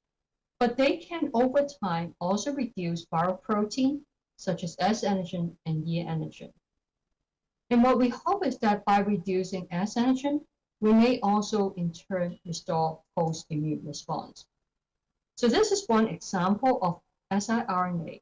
And here the patients receive 3 doses, 4 weeks apart, dramatic 1.5–2 log drop in S antigen level, which seem to be sustained in some patients for up to 1 year, still 1.5, 1.7 log decline in S antigen. There are many examples of siRNA. This is another example where the patients receive repeated dosing, either every 4 weeks or every 8 weeks apart. And what you see here is they continue to receive treatment for up to 48 weeks. Again, a very sharp drop in S antigen level, up to 1.5–2 log decline. But disappointingly, despite continuation of administration of the siRNA, the drop appears to plateau, and there wasn't a further drop despite continued dosing. Interestingly, in some of these patients with S antigen loss, there was also an increase in HBV-specific T-cell response following the S antigen drop, substantiating the hypothesis that maybe if we can suppress the S antigen long enough, deep enough, that there may be restoration of host immune response. But this so far has only been observed in some, but not all patients. This is what I now mentioned. In this particular patient, there was a sharp drop in S antigen level, and this was accompanied by a boost in the T cell response specific to hepatitis B. There are, in addition to siRNA, the antisense oligonucleotide, which work very similarly, although the dosing is somewhat different. In this particular study, the patients received 6 doses at very frequent intervals. And again, what you see is that a fairly substantial drop in S antigen level. These are the patients who are receiving NUCs, and these are the patients that are NUC naive. And similar effect in both E antigen positive and E antigen negative patients. And some of these patients had a drop in S antigen level of up to 3 log. And in this very small study, actually 4 patients had S antigen loss. So it's not just a decline, but they actually dropped to undetectable level. And when treatment stopped, 2 patients continued to have S antigen undetectable up to about 3-4 months of treatment. In the patients with very sharp drop in S antigen level, there also appeared to be a flare of ALT. Whether this is due to restoration of immune response or other mechanisms remain to be determined. So next, I'm going to move to a different group of compounds, the capsid assembly modulators. These compounds work primarily to prevent proper assembly of the core particles. They either result in aberrant or empty core particles, thus preventing the packaging of the pregenomic RNA and therefore DNA replication and export of virulence as well as production of HBV proteins. Now, if you use a much higher concentration of the CPAMs, you might also achieve additional results, which is blocking entry and disassembly of the core particles and establishment of cccDNA infection in the hepatocyte nucleus, might also block recycling of the core particles and replenishment from within the hepatocyte. The current CPAMs in clinical trials do not achieve a high enough concentration in the hepatocyte, so the result that we observe is really mostly this first step. But there are several companies now working on second generation CPAMs that hopefully would receive higher concentration in the liver cells, that the second step and third step actions would also be effective. So this is one example of several CPAMs. You can see that with 28-day dosing, you see a drop in HBV DNA by 2-3 logs, but with short durations, there is very minimal change in S antigen level. When you use it for longer duration, in this case, up to 48 weeks of treatment, what you see is that the CPAM in combination with entecavir achieve a more rapid and more deep HBV DNA suppression, as well as some pregenomic RNA reduction. So we used to think that the NUCs are very potent, they achieve complete viral suppression, but we now learn that this is not true. HBV continues to replicate at a much lower level, even with entecavir or tenofovir. And if you add on a second class of drugs, the CPAM, you can achieve an additive effect in suppressing HBV DNA replication. However, the effect on viral protein production, such as E antigen and S antigen, is less striking. And in this case, this is individual patient data. There was one patient who had a fairly sharp drop in S antigen. The majority of these patients is less than 1 log decline, even with 24 weeks of treatment. We all recognize that siRNA is promising, CPAM is promising, but none of these classes of new drugs on their own would be sufficient. The question is which classes of drugs to combine with. This is one study in which 3 different drug classes are being combined, the siRNA, CPAM, plus a NUC. And you can see that there is, not surprisingly, a sharp drop in S antigen in HBV DNA, but also up to 1.5-2 log decline in S antigen level. But most importantly, this is a proof of concept study that we can use triple combination therapy, and the treatment appeared to be well tolerated. Well, let me now move on to a different class of drugs, and these are the entry inhibitors. In 2012, Professor Lee and his group identified the entry receptor for hepatitis B to be the NTCP, the sodium taurate cholate polypeptide, which is the bioactive transporter. And once you identify the entry receptor, one can identify also inhibitors, and the front runner is mercudex, which is now called bulevirtide. Most of the studies on bulevirtide have been focused on hepatitis delta, and it reduces HBV RNA level, as well as normalized ALT. But here, the interesting thing is, in some of these patients, particularly in combination with pegylated interferon, it also results in S antigen decline by greater than 1 log after 1 year of treatment. So whether this would also be the case if we use the entry receptor inhibitor, that one can achieve S antigen decline in HBV monoinfected patient is unknown, but one would suspect that this might be the case. And last, in terms of antiviral therapy, I have to mention the nucleic acid polymers.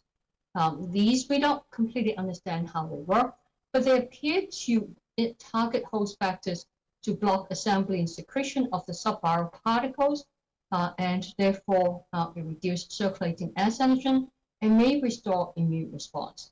But the secretion of urines do not seem to be affected. In clinical studies, the results are pretty striking. And here, the study design is such that the patients received initially tenofovir, and one group received additional pegylated interferon after 24 weeks. The other group received additional pegylated interferon plus the RAP, which is the nucleic acid polymers. You can see that this group that received the nucleic acid polymers have much sharper drop in S antigen level, as well as development of anti-S. And not surprisingly, DNA is suppressed because these patients also receive tenofovir. But you should also be aware that these patients do develop very significant ALT flare, up to 800, 1,000, and therefore one has to be extremely cautious. It's still unclear whether this is due to immune restoration or whether this is drug-induced hepatotoxicity. The studies have been very limited, very small studies, although the results are very impressive. And even during post-treatment follow-up, many of these patients remain S antigen negative and with suppressed DNA. So we would look forward to seeing additional confirmatory studies, but these results are intriguing. Well, I've discussed and shared with you a lot on new approaches to antiviral therapy. Many of us think that that might still not be enough. We need to waken up the immune response, the innate immune response, as well as the adaptive immune response. And there's several approaches: therapeutic vaccines, checkpoint inhibitors, specific stimulations of T cells, and unfortunately, so far, immune modulatory therapy have not shown very impressive results. Many argue that we have not found or designed the right therapy, or it may be that we need to suppress the virus and suppress S antigen production more potently before we initiate immune modulatory therapy. So finally, I'm going to summarize. Where do we stand now? Well, I've shared with you that there are a lot of new therapies in development. Right now, it's too soon to tell which is the winner. The siRNA antisense oligonucleotide, they're certainly very effective in inhibiting S antigen production. We don't know the optimal number of doses or interval. Although they reduce S antigen production, so far there are very few instances when we see S antigen loss. Capsid assembly modulators decrease HBV DNA and HBV RNA and appear to have additive effect with nuke in combination. But short courses so far, no effect on S antigen level, and there's potential for drug resistance variants, particularly if used as monotherapy. We've seen combination of 3 therapies, siRNA, CPAM, and nuke, and they appear to be safe, at least in that particular combination. I've shared with you entry inhibitors that can decrease S antigen production in delta infection, but we don't know yet how well it works for hepatitis B monoinfection. I've shared with you promising data on nucleic acid polymers in combination with tenofovir and pegylated interferon, but those are very small studies, and the design of the study is complex, and they really need to be validated. Immune modulated therapy is exciting, but the results are so far modest at best, and we need to figure out how to design proper immune modulated therapy. So this is my conclusion slide. How do we achieve cure?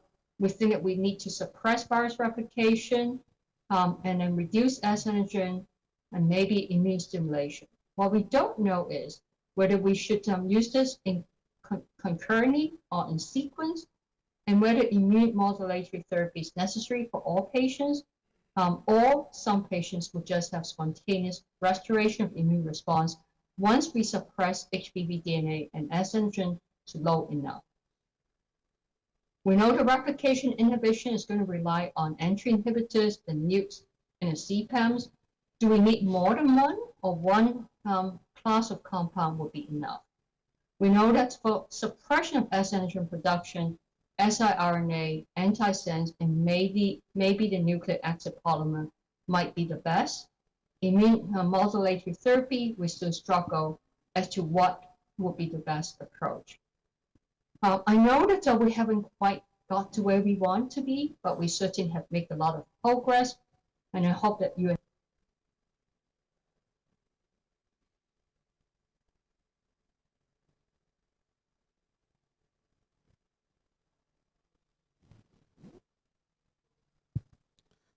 Thank you, speaker, for your nice and elaborate presentation. Our second topic, management of critically ill cirrhotic patient. I'd like to request Professor Mohammad Abul Kalam Azad sir to introduce our speaker. Assalamu alaikum, good afternoon. And I am going to introduce you to Professor Francois Duran.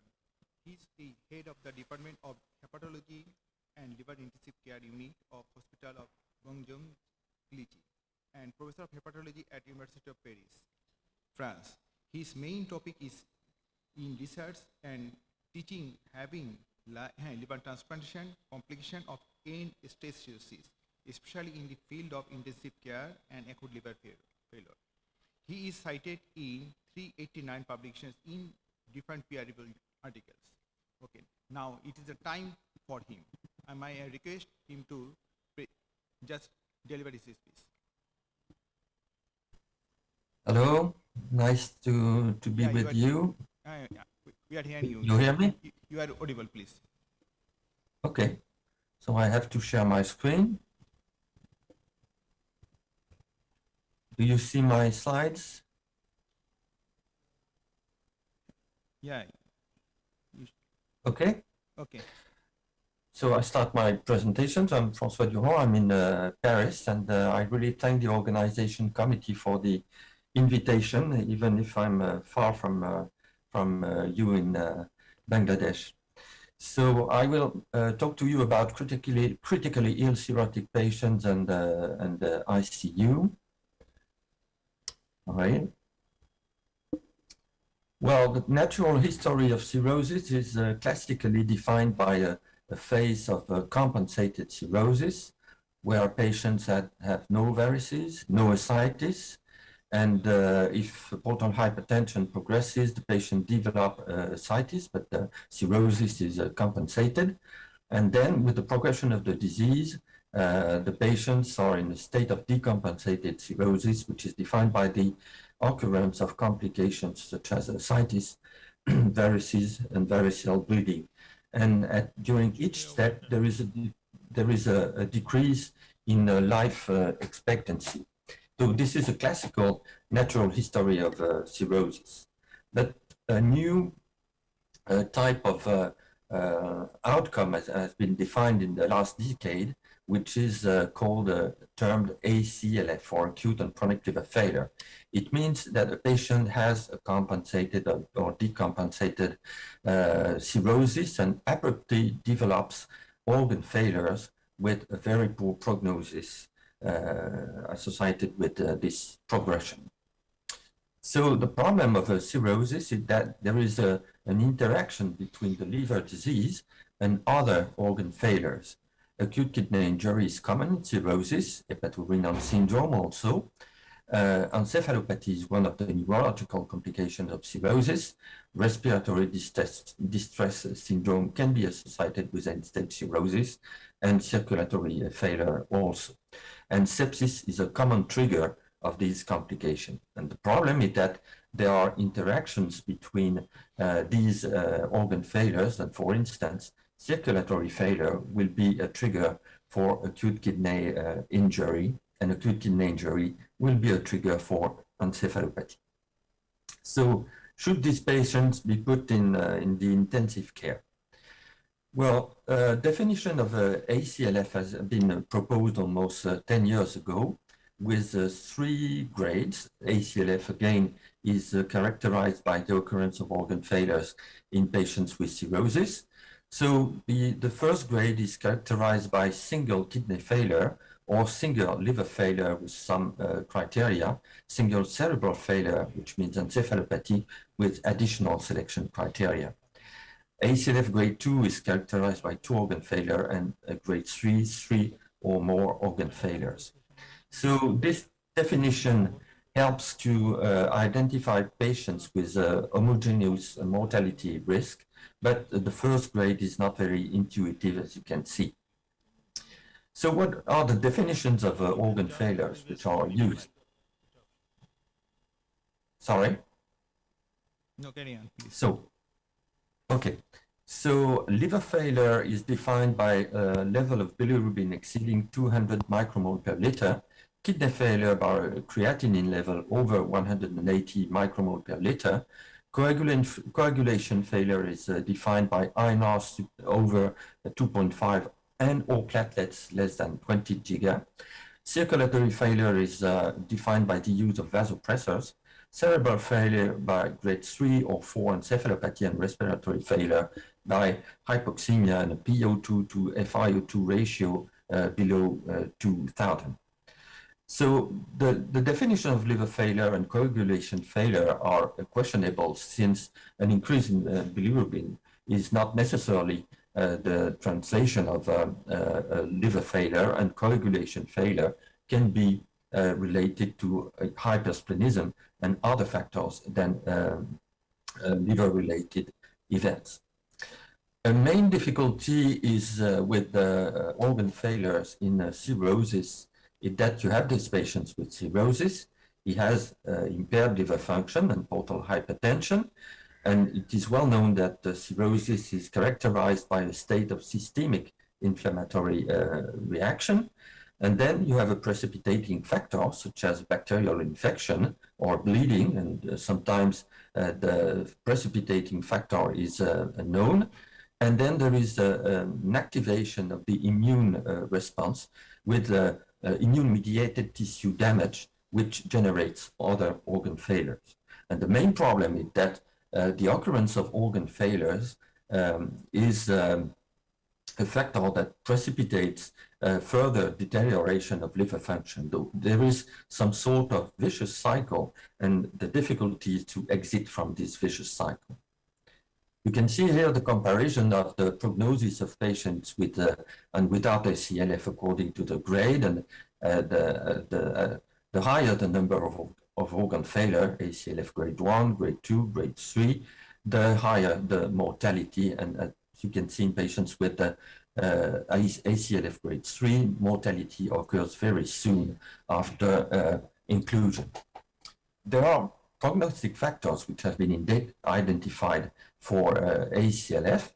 The CLIF OF score, which is characterized by organ failures with different subgroups, age, and white blood cell count, which has been shown to be strongly associated with the prognosis of these patients. But this score has a poor predictive value with an AUC of 0.76 to predict 28-day mortality.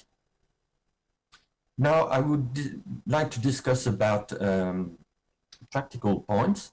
Varicose bleeding in the intensive care, and this is different from ACLF, encephalopathy and mechanical ventilation, acute kidney injury and renal replacement therapy, and then circulatory failure. What about varicose bleeding and mortality in cirrhosis? This first study, which is quite old, is interesting because here the authors compared in a large group of patients two periods, 1981, 1982 to 1988, 1991, and they explored the in-hospital mortality of these patients admitted in the ICU for variceal bleeding. You can see that during these two periods of time, there has been a significant drop in the mortality in the ICU or in hospital. And in more recent studies on variceal bleeding in the ICU, there has been a further drop in mortality risk. You can see in this relatively recent study that mortality rate was of only 4%. So there is no discussion. The patients who have bleeding due to variceal hemorrhage should be admitted in the ICU. What about cirrhosis, encephalopathy, and ICU? This is a study exploring mortality in cirrhosis patients admitted in the ICU for encephalopathy. Relatively small number of patients, but the majority of these patients were comatose, not surprising. This is the reason why they were on the ICU. 82% were on mechanical ventilation, and the ICU mortality was of only 35%, which is a reasonable rate. So it is reasonable to admit these patients. Now, AKI and dialysis in cirrhosis, there are few data, but it has been shown that patients with 5 organ failures or more, according to the CLIF SOFA, have a 100% mortality. That in patients who are admitted in the ICU for dialysis due to AKI, kidney recovery is very uncommon, only 13%, and only a minority of these patients can be eligible for transplantation. You can see here the mortality of the patients with cirrhosis admitted in the ICU and were put on dialysis. And finally, what about cirrhosis, circulatory failure, and mortality? There are very few data in the literature, so I explore our cohort from 2010 to 2015 and identified 80 cirrhotic patients who were placed on vasopressors in the ICU. You can see here the distribution of these patients, and the majority had vasopressors plus dialysis plus ventilation. In patients with vasopressors alone, 28-day survival was, survival, yes, was 30%. Vasopressors plus dialysis, 50%. Vasopressors plus mechanical ventilation, 45%. And survival was extremely low, 11%, in patients with vasopressors plus dialysis plus mechanical ventilation. So these patients are really have a poor outcome. So since the implementation of the MELD score for transplantation, the sickest patients have the best access to transplantation. And so there has been a renewed interest in the management of patients with cirrhosis in the ICU. And you can see here a number of series which have been published in the literature from 2009 to 2015, with a variable number of patients, in some studies a very large number of patients, and relatively homogeneous results showing that ICU mortality in patients with cirrhosis ranges from 30 to 70%, which is a large difference, but it differs according to the selection criteria and the severity of the patients, and hospital mortality is of about 50%, which is reasonable. Now, how to improve the patients? Albumin dialysis is supposed to be some sort of extra corporeal liver support, and it has been tested with a non-controlled study, and a controlled trial, which has been performed in Europe, has been published comparing patients treated with albumin dialysis, mouse, and controls. The same number of patients in each groups. These patients had the high MELD score, not surprising, about 50% of the patients had hepatorenal syndrome. And what was observed is a significantly higher decrease in bilirubin in the group treated with MARS, non-significantly increase in the delta creatinine, a decrease in platelet count in the group treated by MARS, which is a well-known side effect, but survival was not different between groups. So this treatment is not recommended in clinical practice. So what can be concluded at this stage? Cirrhosis should not be considered as a contraindication for admission in the ICU. ACLF is a useful definition to categorize the patients. The mortality is high in patients with 3 organ failures or more. Artificial supports are ineffective at the present time. In patients who are not eligible for transplantation or if transplantation is not available at all, a trial of 48 to 72 hours of unrestricted care and limitation in the absence of improvement can be recommended. And in patients who are eligible for transplantation, the goal is to optimize the patient, but also to avoid futile transplantation, namely patients who are too sick to be transplanted and who are likely to die even if transplanted with a functional graft.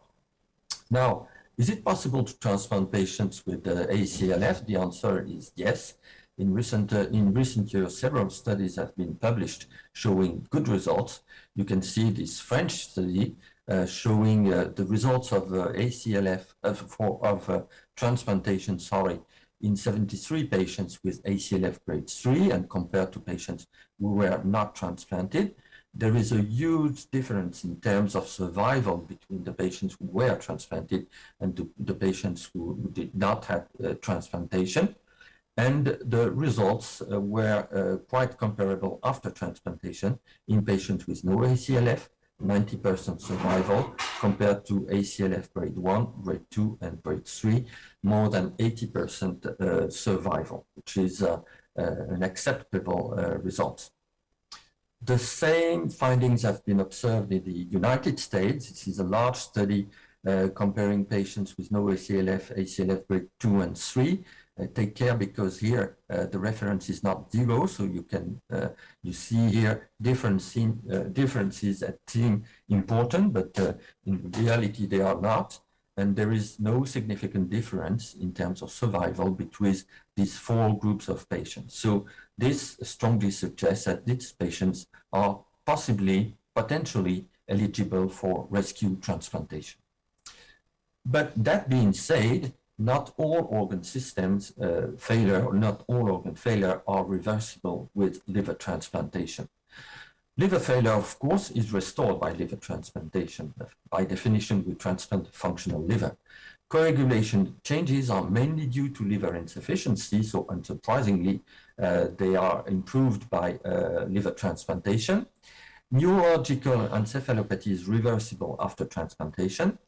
Kidney failure, in general, patients improve after transplantation, but improvement can be partial. And we know, for instance, that patients transplanted with hepatorenal syndrome have a worse kidney function after transplantation. Circulatory failure improves after transplantation, but by contrast, respiratory failure in general is not improved by transplantation, except in cases of isolated pulmonary edema, which is uncommon in this population. And if we want to anticipate the results of transplantation, age and comorbidities have to be taken into account. What are the reasons to delay transplantation in patients with sepsis? We have conducted a study based on a Delphi technique, and the consensus that the reasons to postpone transplantation were a persistent fever over 39 degrees Celsius, leukopenia below 500 per millimeter square, pneumonia treated less than 72 hours by adequate antibiotics, spontaneous peritonitis treated by less than 72 hours by adequate antibiotics, and a control of ascites is needed to check for the decrease in blood cells in the ascites 48 hours after initiation of antibiotics. And the past history of infection by extensively resistant bacteria is also considered as a contraindication. So here is an example of a patient admitted in my unit a few weeks ago, a 55-year-old woman with B delta cirrhosis, spontaneous bacterial peritonitis, encephalopathy requiring mechanical ventilation, hypotension requiring vasopressors, and the following lab test: bilirubin 100, INR 1.5, and creatinine not so bad 100. So in these patients, which is in a very critical condition, the MEL score was 19, which is low. So clearly, the MEL score underscores patients with organ failures in cirrhosis. So where is the priority and where is the futility? We have a MEL score which ranges from 6 points to 40 points, and allocation of donors is based on the MEL score. Again, the higher the MEL score, the higher the probability to be offered in an organ. So we have this range here, below MEL score of 15. Well, it is well known that there is no priority. There is no benefit from transplantation. There is an adequate priority with a MEL score of, let's say, 25 to 30, 40, where the benefit of transplantation is clear. There is a gray zone in between 15 and 25, 30, where there is clearly a benefit from transplantation. And these patients are represented by patients with refractory ascites, patients with encephalopathy, and some patients with ACLF. But beyond this limit of 50, there is a wide range of disease severity. And here, there is a group of patients with cirrhosis and organ failures. And we have to identify those who are eligible for transplantation and those who are too sick for transplantation. The MEL score is not useful because it is capped at 40, and we have to make a selection based on other prognostic scores, such as the CLIF, or the CLIF, based on the CLIF SOFA score, which is a specific of organ failure in cirrhosis. But to date, no clear cut values have been identified to identify patients who are eligible for transplantation and those who are too sick. So in the same study, we tried to define, based on experts' opinion, what could be a limit for transplantation, and 3 factors were considered. Too severe hypoxemia, PaO2 to FiO2 ratio below 150, norepinephrine dose over 1 microgram per kilogram and per minute, and blood lactates over 9 millimole were considered to be markers of disease severity that are likely to be associated on a too poor prognosis to justify transplantation. You can see here the example of the patients with bilateral pulmonary infiltrates. So in conclusion, ICU and organ support is not a contraindication for transplantation, renal replacement therapy or mechanical ventilation or vasopressors.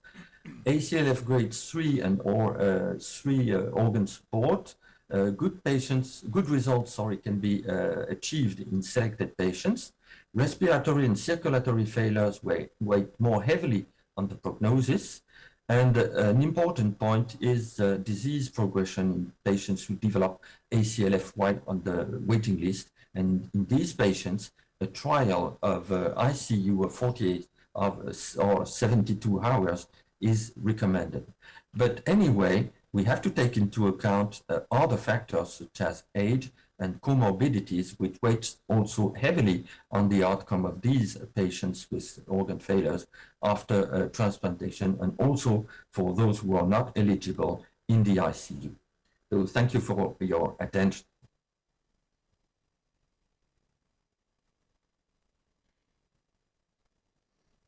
Thank you, Professor Francis Durant, for your nice and elaborate presentation. Now our third topic, acute and chronic liver failure. What's new in 2021? I'd like to request Dr. Mutahar Hossain sir to introduce our third speaker. We seem to have a series of very important topics this session. Our speaker now is Professor Julia Wendon from England. She is an intensive care consultant and hepatologist at King's College Hospital, London, UK. Her specific interest is in liver ICU, particularly a role for critical care and COVID response and liver failure with specific focus on organ support, prognosis, and immune dysfunction. Our speaker will speak on acute and chronic liver failure, what's new in 2021. I would like to request Professor Julia Wendon to join and deliver her speech, please. Professor Wendon, is she online? Professor Wendon.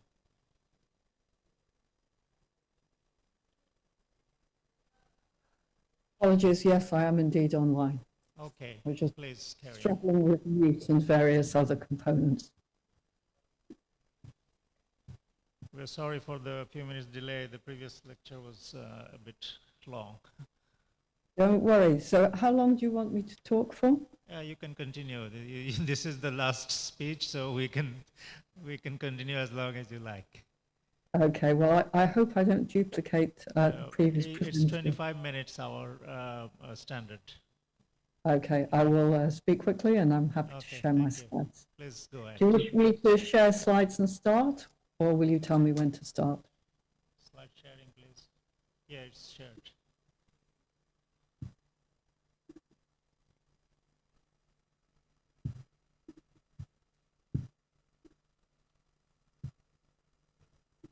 Can you see my slides? Yeah, we can see I'll it just here put it- clearly. Okay, you can start.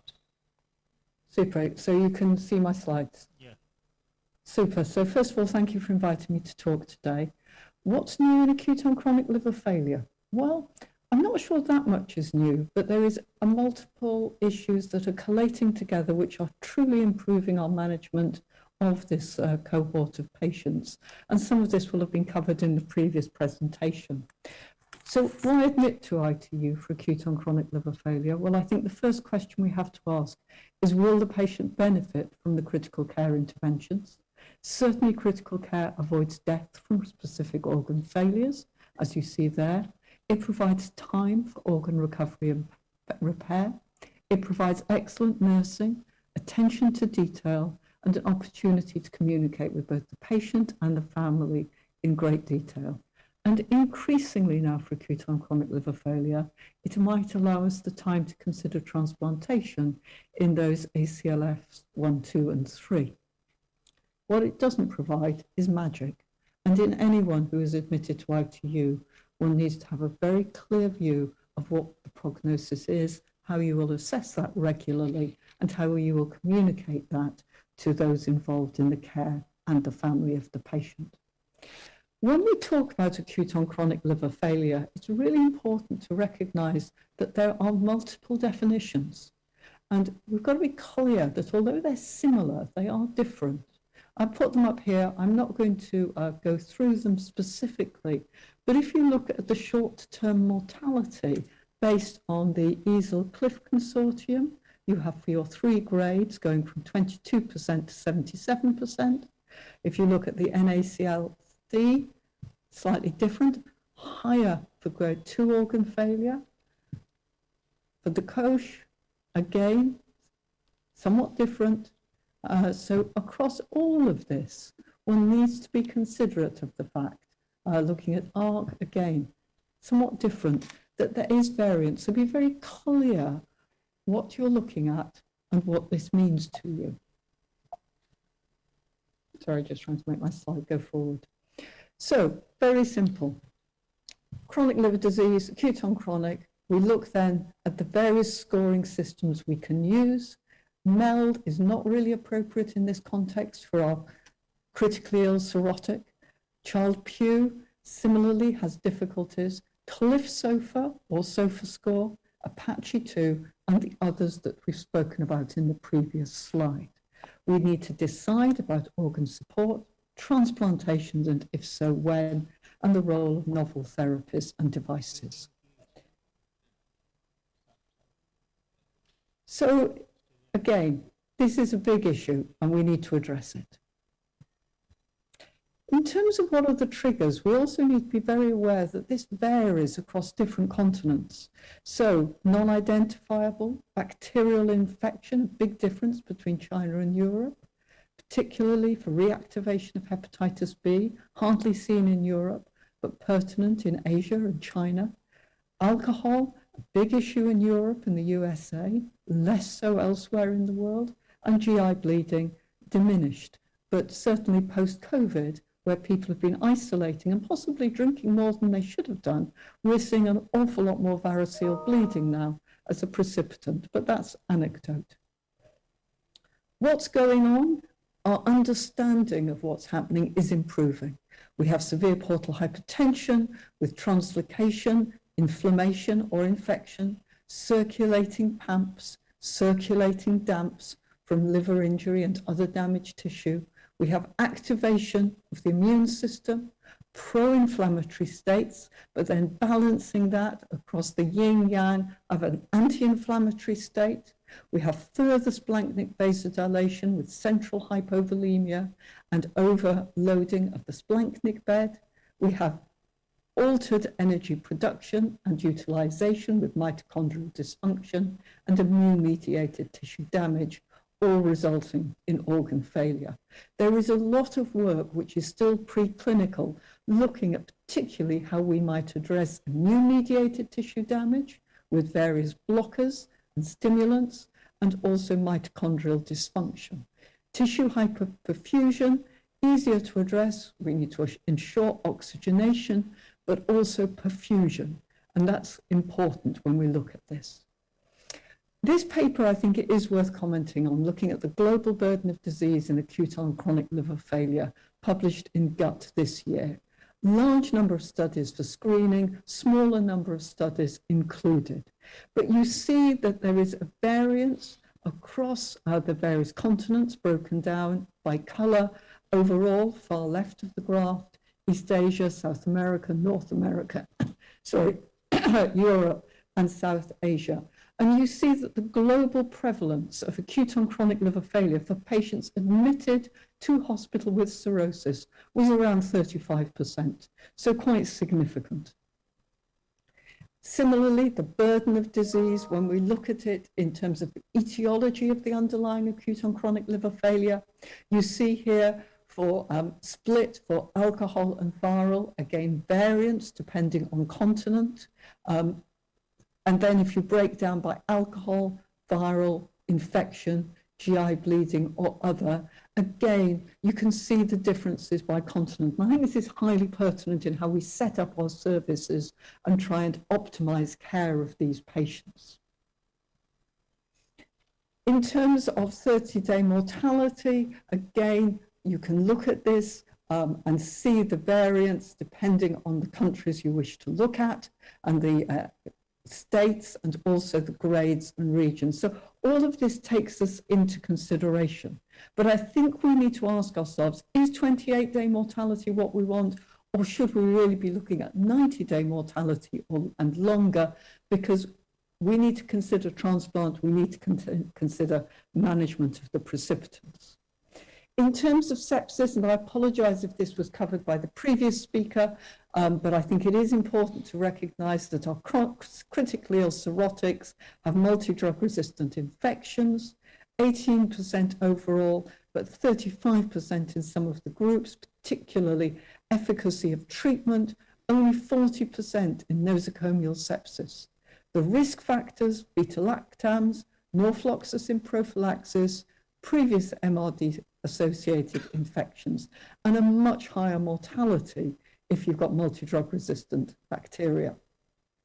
The survival for sepsis, this previous work from France, showing quite nicely that it matters not whether this is infection, prior to hospital or acquired within hospital. It is the fact that you have sepsis that determines your outcome. And I think, again, really pertinent. The role of norfloxacin versus placebo, the work by Moreau, published in 2018, importantly showing little difference, but a big difference when you look at it in terms of acidic protein content. So again, that basic medicine coming back as being really salient. Alcoholic hepatitis, we are seeing more of, certainly in Europe and the UK at the present time. Again, as I said earlier, possibly a COVID-related phenomena. What we would do is we would use the Glasgow Alcoholic Hepatitis Score to determine whether someone should be given steroids with a cut point of 9, as you see here. At 1 week to 2 weeks, we would then look at the Lille score in terms of response and determine whether we would continue those steroids or stop them. Now, I know that in other continents, perhaps Asia particularly, steroids are more concerning, particularly where you have to be cognizant of tuberculosis or hepatitis B reactivation, and one should clearly screen in that. But in the European environment, as you see from the Stopper trial, although that's 5 years old now, there was a benefit in terms of prednisolone-treated patients and Lille score. Varices, again, our management has changed dramatically. We have moved from sclerosant injection to much more use of cyanoacrylate glue, the use of Denny stents, and perhaps most pertinently, ensuring that we consider TIPS shunts appropriately and early. And the evidence base in control of bleeding and in terms of probability of survival is really strong. But what's perhaps really important for me is that 30% of the patients admitted with cirrhosis and variceal bleeding fulfilling criteria for early TIPS placement, but only 7% had access to TIPS. So we really need to make sure that we provide that access in terms of optimizing our management of these patients. Sengstack Blakemore tubes or balloon tamponade remains life-saving in some patients. We must ensure appropriate placement and training, as seen in the top X-ray, the bottom X-ray clearly misplaced in association with pneumomediastinum and bilateral pneumothoraces. We do intubate our patients for acute variceal bleeding, and we ensure that they don't Valsalva. This is someone who did Valsalva during an endoscopy with cyanoacrylate glue with embolization across a patent foramen ovale causing embolic phenomena. In terms of cardiac disease, what I would draw your attention to is always considering cirrhotic cardiomyopathy, the presence of coronary artery disease, peripheral vascular disease, and pulmonary hypertension. In terms of pulmonary hypertension, this is most commonly venous, associated with volume overload and responds to appropriate offloading and diuresis. Arterial pulmonary hypertension, however, diagnosed with pulmonary artery catheter, requires medication in the form of sildenafil or endothelial active agents. In terms of cirrhotic cardiomyopathy, this is important and it has changed, as I will show you on the subsequent slides. Published last year now, redefining the definitions for cirrhotic cardiomyopathy. I won't go through the details, but what's really important is to recognize that this has an impact on survivorship free from cardiovascular disease and from chronic heart failure. This is not thus a stable bystander observation. We need to really consider cirrhotic cardiomyopathy properly in our assessment of these patients. And likewise, this seems to have an impact in terms of transplantation.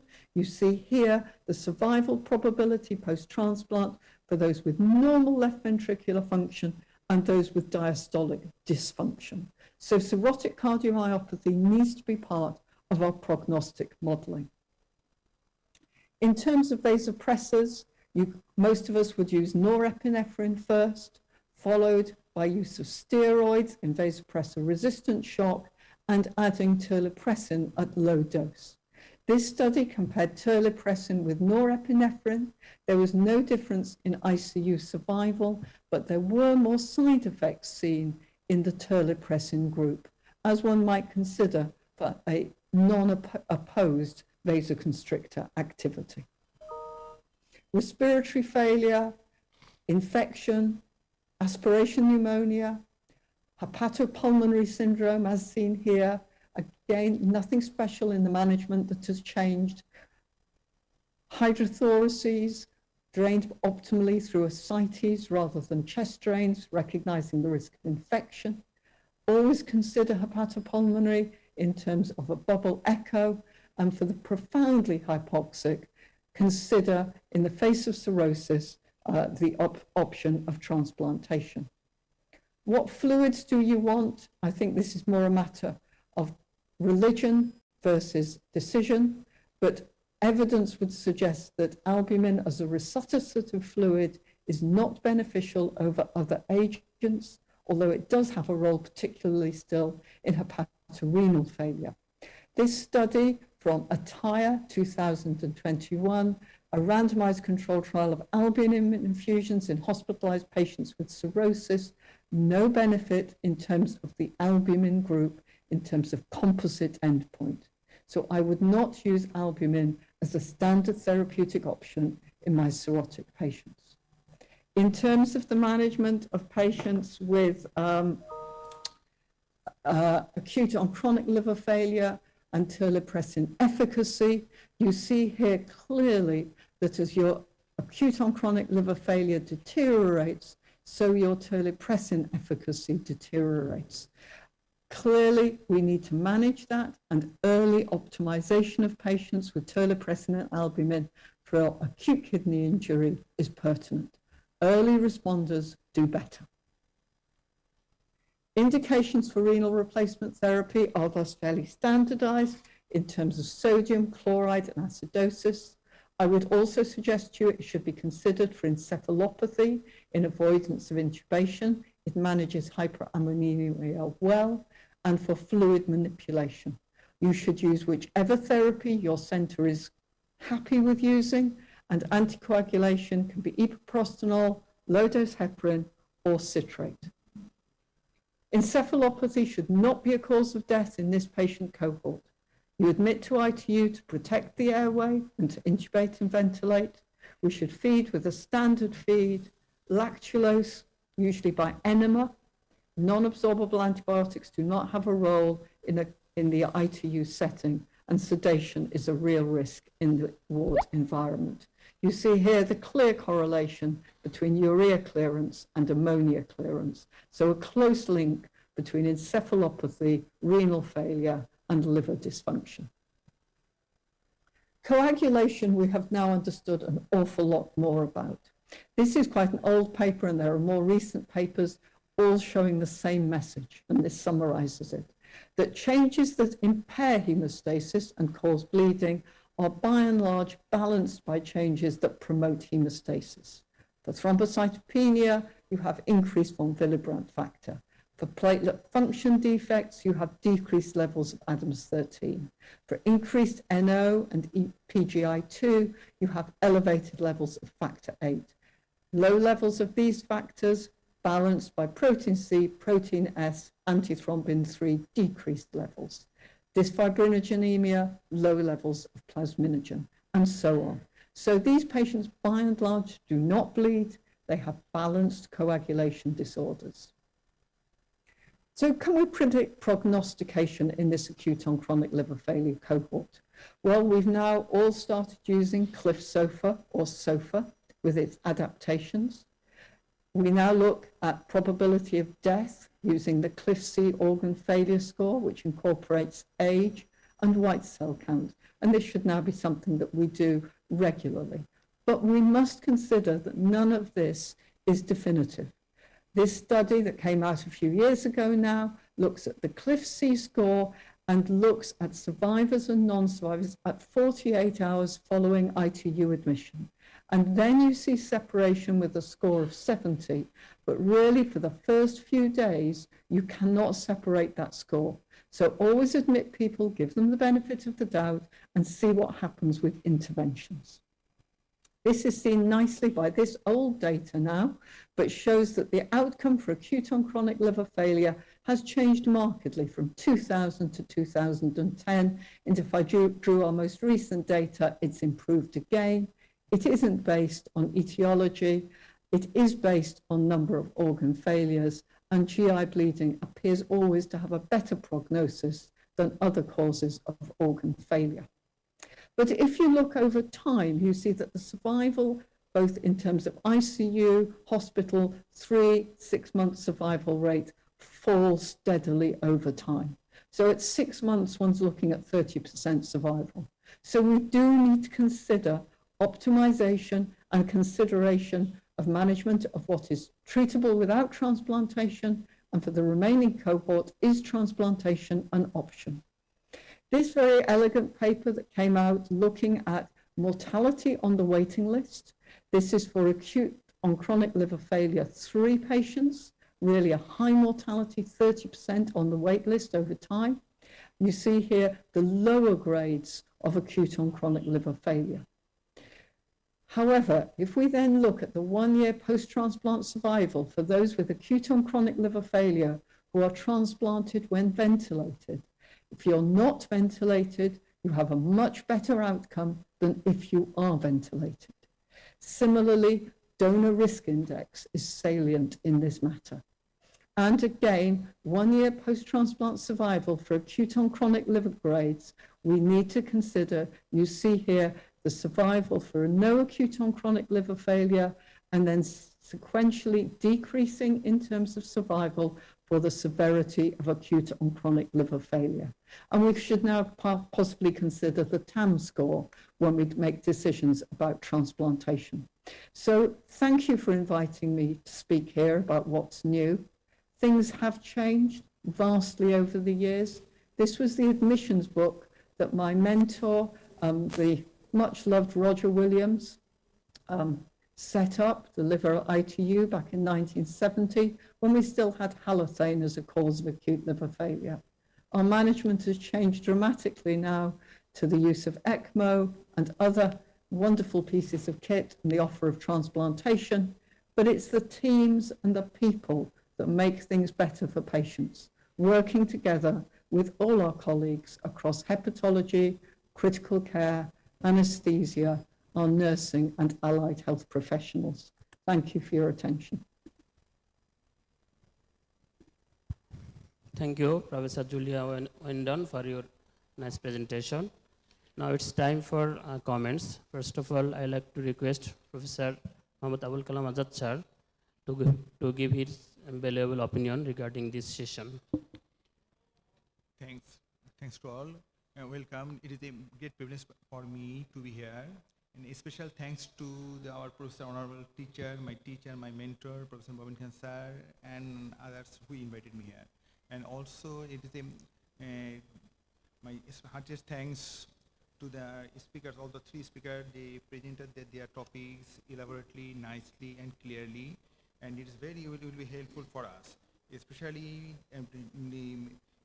Dr. Locke. He discussed the current and future therapies on the hepatitis B virus infection. And she really speaks a lot of things and how it can be eradicated. It is a great hope for us. And Professor Francois Durand, he also described excellently management of the critical ill patient with cirrhosis. In this regard, he described, especially on the acute on chronic liver failure.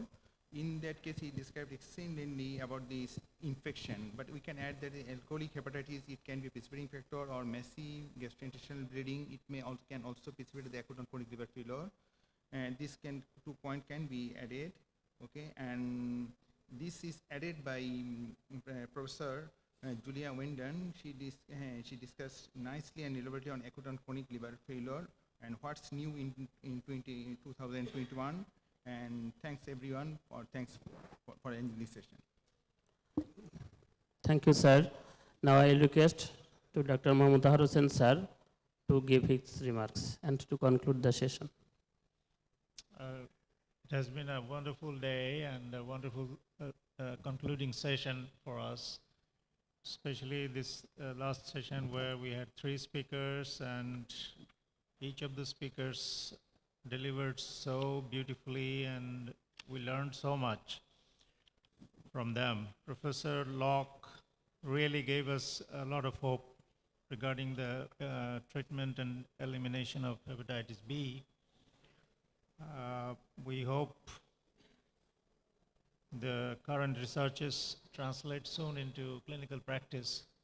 We have been eagerly waiting for newer drugs for hepatitis B treatment. Professor Wenden, with her excellent clinical background on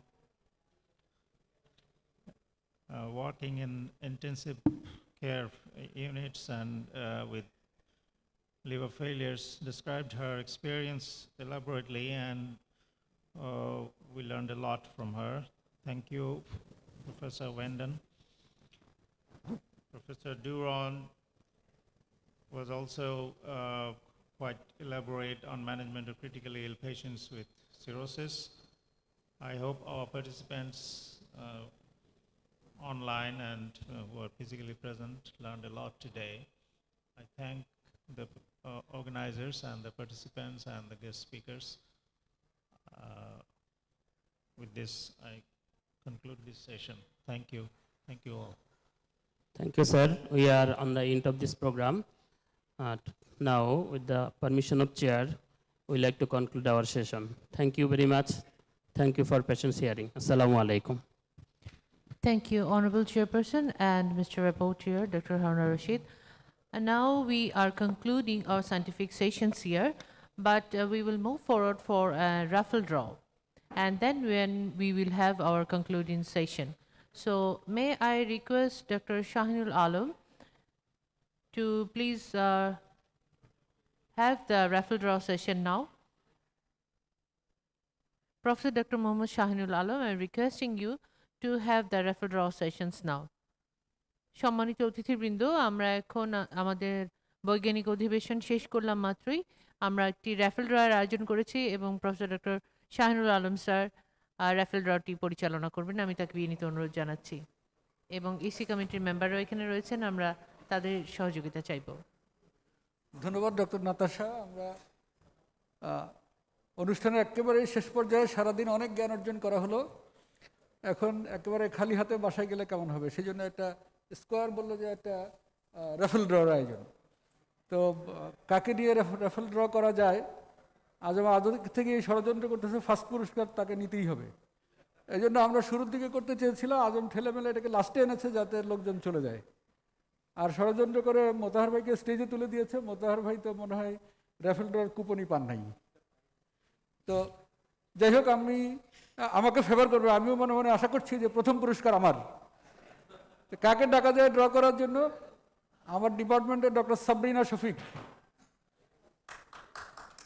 Sabrina Shafiq অনেকদিন আমাদের সাথে কাজ করেছে, আমি ধরে নিয়েছি যে আমাকে একটু ফেভার করবে।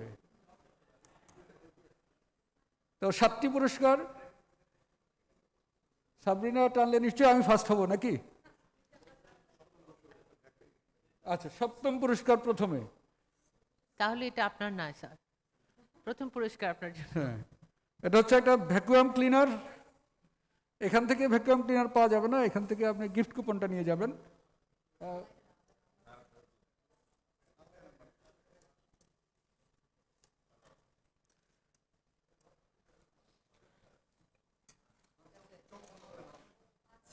এত ঘাটাঘাটি আবার চোখও বন্ধ। আমার মনে হয় র্যাফেল ড্রটা একটু আড়ালের দিকে হয়ে যাচ্ছে। র্যাফেল ড্র 7ম পুরস্কার 1 দিয়ে শুরু, লাস্ট 8। আহা, আমার এমবিবিএস এর রোল নাম্বার ছিল 189, কিন্তু এখন পুরস্কার পেল 188। 188 আছেন কি এখানে? 188 নাই? নাই, ভেরি গুড। 188 চলে গেছেন, ওনাকে অনেক ধন্যবাদ।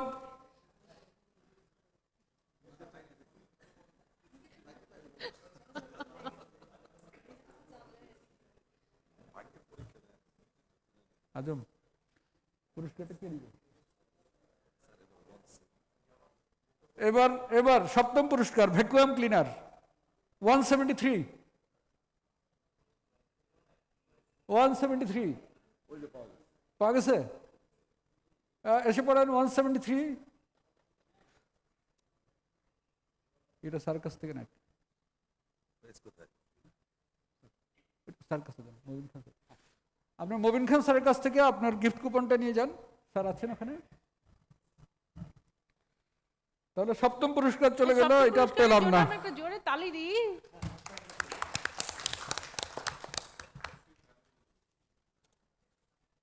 কে পেয়েছে? Doctor Moshiur, gynaecologist. খুবই কাজে লাগলে বাসায় খুবই খুশি হবে। 6 পুরস্কার।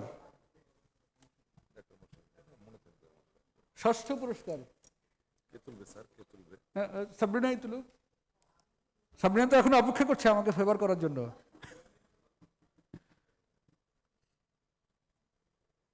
এটা একটা ওভেন।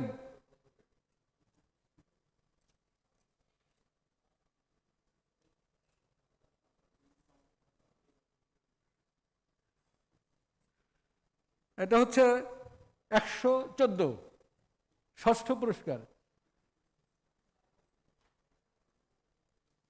114 আছেন? স্যারের কাছ থেকে নেন। কংগ্রেচুলেশনস।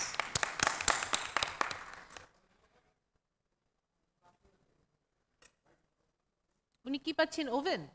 ওভেন। এবার একটা মাইক্রো ওভেন। এটা ছিল গ্রিল ওভেন, ওটা ছিল মাইক্রো ওভেন। এটা হচ্ছে 5th পুরস্কার। 5th। কামরুল আলম খুবই আশা করছে মনে হয়।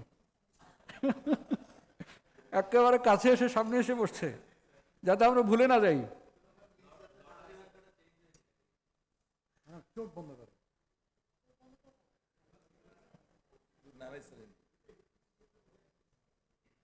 এটা হচ্ছে মাইক্রো ওভেন।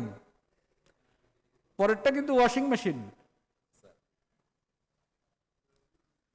এবার 2 ডিজিট, লাস্টেরটা 2। 82। ও ম্যাডাম বলছিল গিফট পায় না স্যার, ওই সময় বলতেছিল যে আমরা গিফট পাই না। আসমা হেলেন খান, মাইক্রো ওভেন। এটা হেপাটোলজির বাইরে গেল না। এরপরটা হচ্ছে ওয়াশিং মেশিন।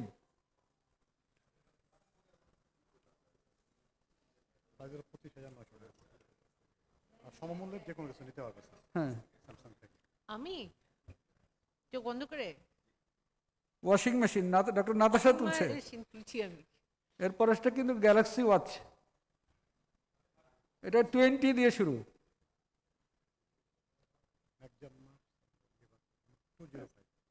এই রাফেলটা হচ্ছে নেক্সাম মাপ এবং লিভাকলের সৌজন্যে।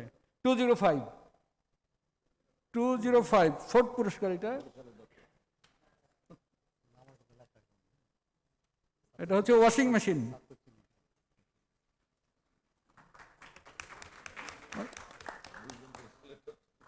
কে পেলেন ওয়াশিং মেশিন? ওয়াশিং মেশিন কে পেলেন? ও ডক্টর ফেরদৌস ফ্রম বরিশাল। 7 সমুদ্র 13 নদী, অন্তত বড় একটা নদী পাড়ি দিয়ে আসছেন উনি। তারপরটা হচ্ছে গ্যালাক্সি ওয়াচ। এটা হচ্ছে 3rd পুরস্কার। হুম,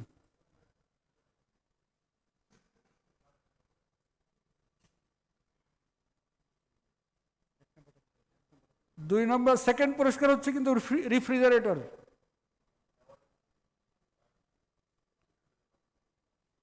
এটা নিয়ে বাসায় গেলে তো বলে যে প্রত্যেকদিনই কনফারেন্সে যাও।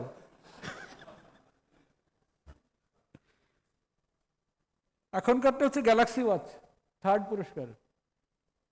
আমাদের স্পেশাল গেস্ট নজরুল স্যার তুলেছেন এটা। এটা সমমূল্য বেরোছে 29,900 টাকা। হ্যাঁ, এটা আপনারা ইচ্ছে করলে চেঞ্জও করতে পারবেন। এটা 09 হচ্ছে লাস্টের। 109। তাহের ভাই, অনেকদিন পরে দেখা তাহের ভাইয়ের সাথে। এটা কি সেকেন্ড? এটা ছিল না স্যার, এটা ছিল গ্যালাক্সি ওয়াচ গেল। গ্যালাক্সি ওয়াচ 3rd পুরস্কার। 3rd পুরস্কার গেল। এটা সেকেন্ড গেল। হ্যাঁ।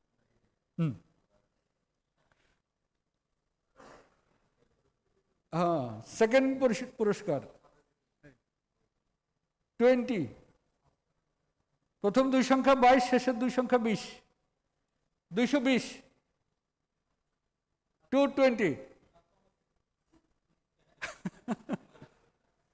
220, নাই 220 পাওয়া গেল 220 কি পাওয়া গেল? না এটা আবার তুলতে হবে। 220 সেকেন্ড প্রাইজ পাওয়া যাচ্ছে না। 220 পাওয়া যায়নি, আর সেকেন্ড প্রাইজ আবার তুলতে হবে।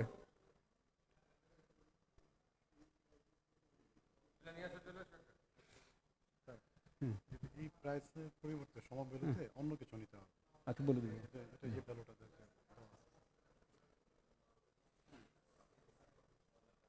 আমরা সেকেন্ড পুরস্কার এখন চাচ্ছি। কটা তুলেছেন? একটা না, হ্যাঁ, সেকেন্ডটা আবার তোলেন।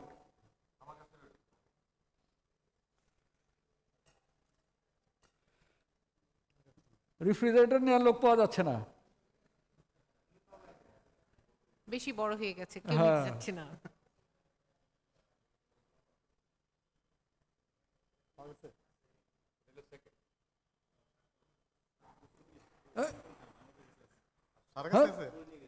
কই?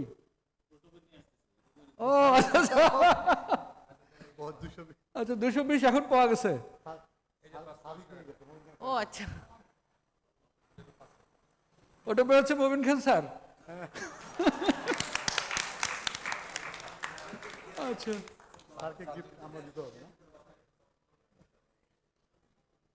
এবার প্রথম পুরস্কার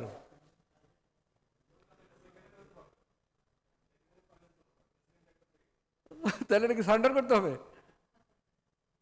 আচ্ছা ঠিক আছে, আমি পাইলে এটা আজমকে দিয়ে দিব। প্রথম পুরস্কার 43 ইঞ্চি, এটা কি? স্যামসাং টেলিভিশন 43 ইঞ্চ, নেক্সাম মাস্ক এবং লিভাকলের সৌজন্যে, স্পন্সর্ড বাই স্কোয়ার ফার্মাসিউটিক্যালস। প্রথম পুরস্কার পেয়েছেন 180, 180, 180। আমাদের special guest professor Nazrul Islam sir, ex vice chancellor Bangabandhu Sheikh Mujib university, প্রথম পুরস্কার। স্যার দীর্ঘজীবী হন।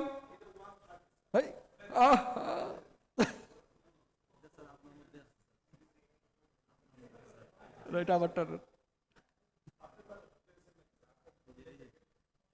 এটা আবার টানেন, আবার টানেন, না না না, আবার টানেন, আবার টানেন।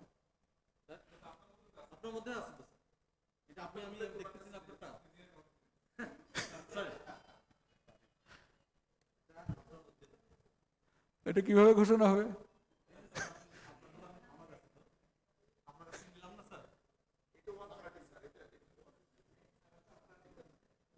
না, আরেকটা টানেন, আরেকটা টানেন। 180 আমার কাছে, হ্যাঁ আমি স্যাক্রিফাইস করছি, আমি নেওয়াটা ঠিক হবে না। এটা 180 আবার টানেন, প্রথম পুরস্কার আবার টানেন। 180 স্যার, আমি স্যার, না স্যার,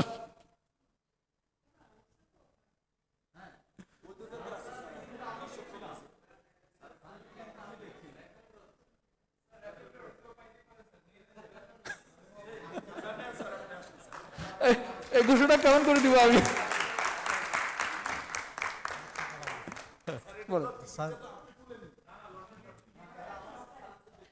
রেসপেক্টেড ডক্টরস, আমরা মানে ফার্স্ট পুরস্কার শাহিনুল আলম স্যারকে রিকোয়েস্ট করব প্রফেসর মোবিন খান স্যারের হাত থেকে নেওয়ার জন্য। Sir please.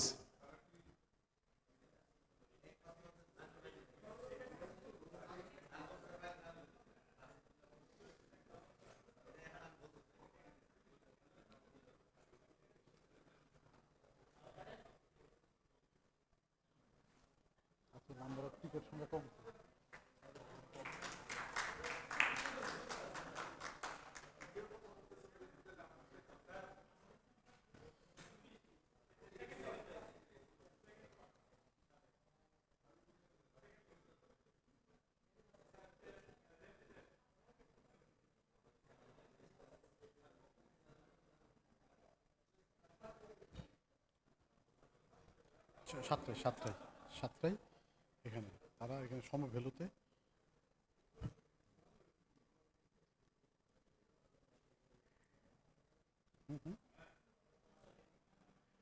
Okay thank you so much.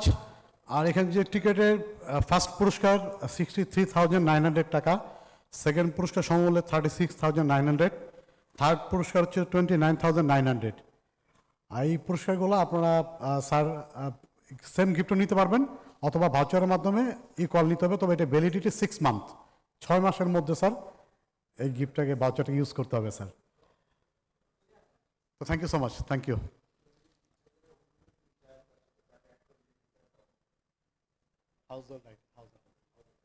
আচ্ছা, এখানে থ্যাংক ইউ সবাইকে। র্যাফেল ড্রটা খুব মজার মধ্যে দিয়ে শেষ হলো, যেটা বলেছিলেন শাহিনুর আলম স্যার আমি পাবো কিনা সেটাই স্যার পেয়ে গেলেন।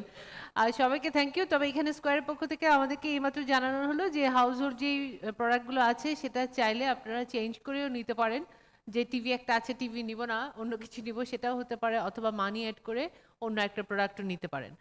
থ্যাংক ইউ সবাইকে। এবং এটা ভ্যালিডিটি 6 মান্থস যে স্কোয়ারের পক্ষ থেকে জানানো হলো। তো যারা পুরস্কার পেলেন সবাইকে কংগ্রাচুলেশনস। আমরা একদমই আজকের অনুষ্ঠানের শেষ প্রান্তে। So here we are going to start our concluding session and I would request professor doctor Mobin Khan sir, Father of Hepatology and President of Hepatology Society Dhaka, Bangladesh, to please deliver his concluding remarks. স্যারকে বিনীত অনুরোধ জানাবো আজকের অনুষ্ঠানের সমাপ্তি ঘোষণা করার জন্য এবং কনক্লুডিং রিমার্কস দেওয়ার জন্য। Sir please. Thank you madam, thank you, thank you all.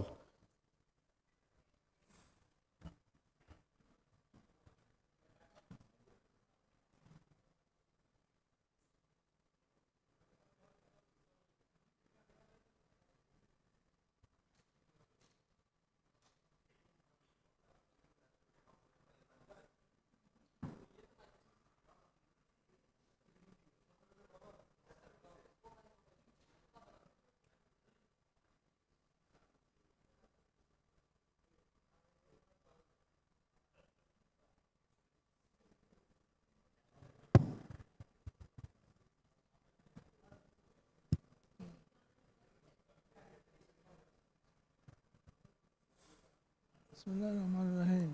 Respected guests, distinguished speakers, and dear participants, good afternoon.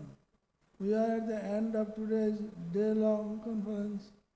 Today we have learned about the latest advancements in the diagnosis and management of liver diseases from the experts of respective fields around the world. We are delighted to have their virtual presence and listen to their update and elaborative presentations. I hope that our participants have learned new things and updated their knowledge from these deliberations. As has been repeatedly touched by speakers, hepatitis C treatment can now potentially cure individuals infected by this virus. However, to make these treatments useful and meet the WHO 2030 elimination goals, we need to increase diagnosis and start treatment as early as possible. Several agents for hepatitis B virus treatments are being investigated. We hope to get new effective drugs or combination of regimens in the near future. We are still waiting for these best results. Liver resection and local ablation are the two alternatives for the management of hepatocellular carcinoma, which can benefit based on the specificity of the patient. All three varieties of cholangiocarcinoma can be cured by surgical resection. This is good information for all of us. Molecular precision medicines are now in pipeline which can be used for both resectable and non-resectable tumors. Concepts like pre-cirrhotic portal hypertension syndrome would precipitate early initiation of non-selective beta blockers in the management of portal hypertension. These may increase survival of patients with cirrhosis. Latest developments in bioengineering, genetics testing, and molecular medicine are bringing hope in the management in the future to previously untreatable pediatric liver disease. Genetics basis of intrahepatic cholestasis disorders and recurrent liver failure is now better understood, opening the opportunity to test liver treatment strategies. Liver disease is not a contraindication for pregnancy nowadays, with availability of patient-specific measures. Acute and chronic liver failure is not a contraindication of liver transplantation anymore, as many critically ill liver disease patients can hope for improvement. Cholangioscopy is a great addition to diagnosis and therapy in luminal abnormalities of biliary pancreatic duct, which patients we are getting every day. Large number of patients dying early stage without being treated properly. I do hope this new knowledge will be helpful for clinicians in the management of liver diseases today, as has been discussed. Finally, I want to thank today's guests, speakers, participants, and members of the Hepatology Society Bangladesh for their gracious presence and participation. Assalamu alaikum. Khuda Hafiz.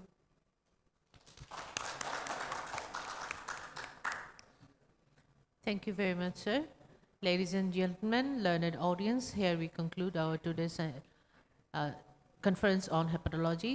And all the participants, we thank you from the core of our heart for being here. And all the participants who joined us virtually, thank you very much. Evening tea has been served. Who are physically present here are invited to join with us in the evening tea. সবাইকে আন্তরিক ধন্যবাদ জানিয়ে আমরা আমাদের আজকের সম্মেলন এখানেই শেষ করছি। যারা এতক্ষণ আমাদের সঙ্গে ছিলেন তাদেরকে আন্তরিক ধন্যবাদ, এবং যারা ভার্চুয়ালি আমাদের সঙ্গে এখনও রয়েছেন তাদেরকে আন্তরিক ধন্যবাদ জানাচ্ছি। যারা সশরীরে রয়েছেন তাদেরকে আমন্ত্রণ জানাচ্ছি চা চক্রে। ইভিনিং টি সার্ভ করা হয়েছে, আপনারা সবাই আমাদের সঙ্গে যোগ দেবেন। ধন্যবাদ সবার জন্য, শুভকামনা।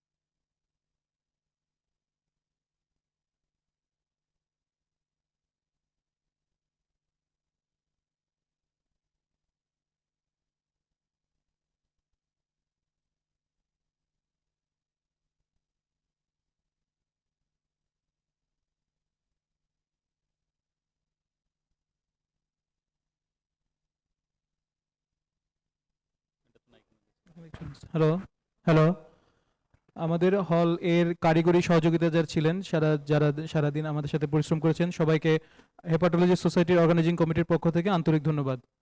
দেখা হবে ইনশাল্লাহ আবার সামনের কোনো প্রোগ্রামে। ধন্যবাদ।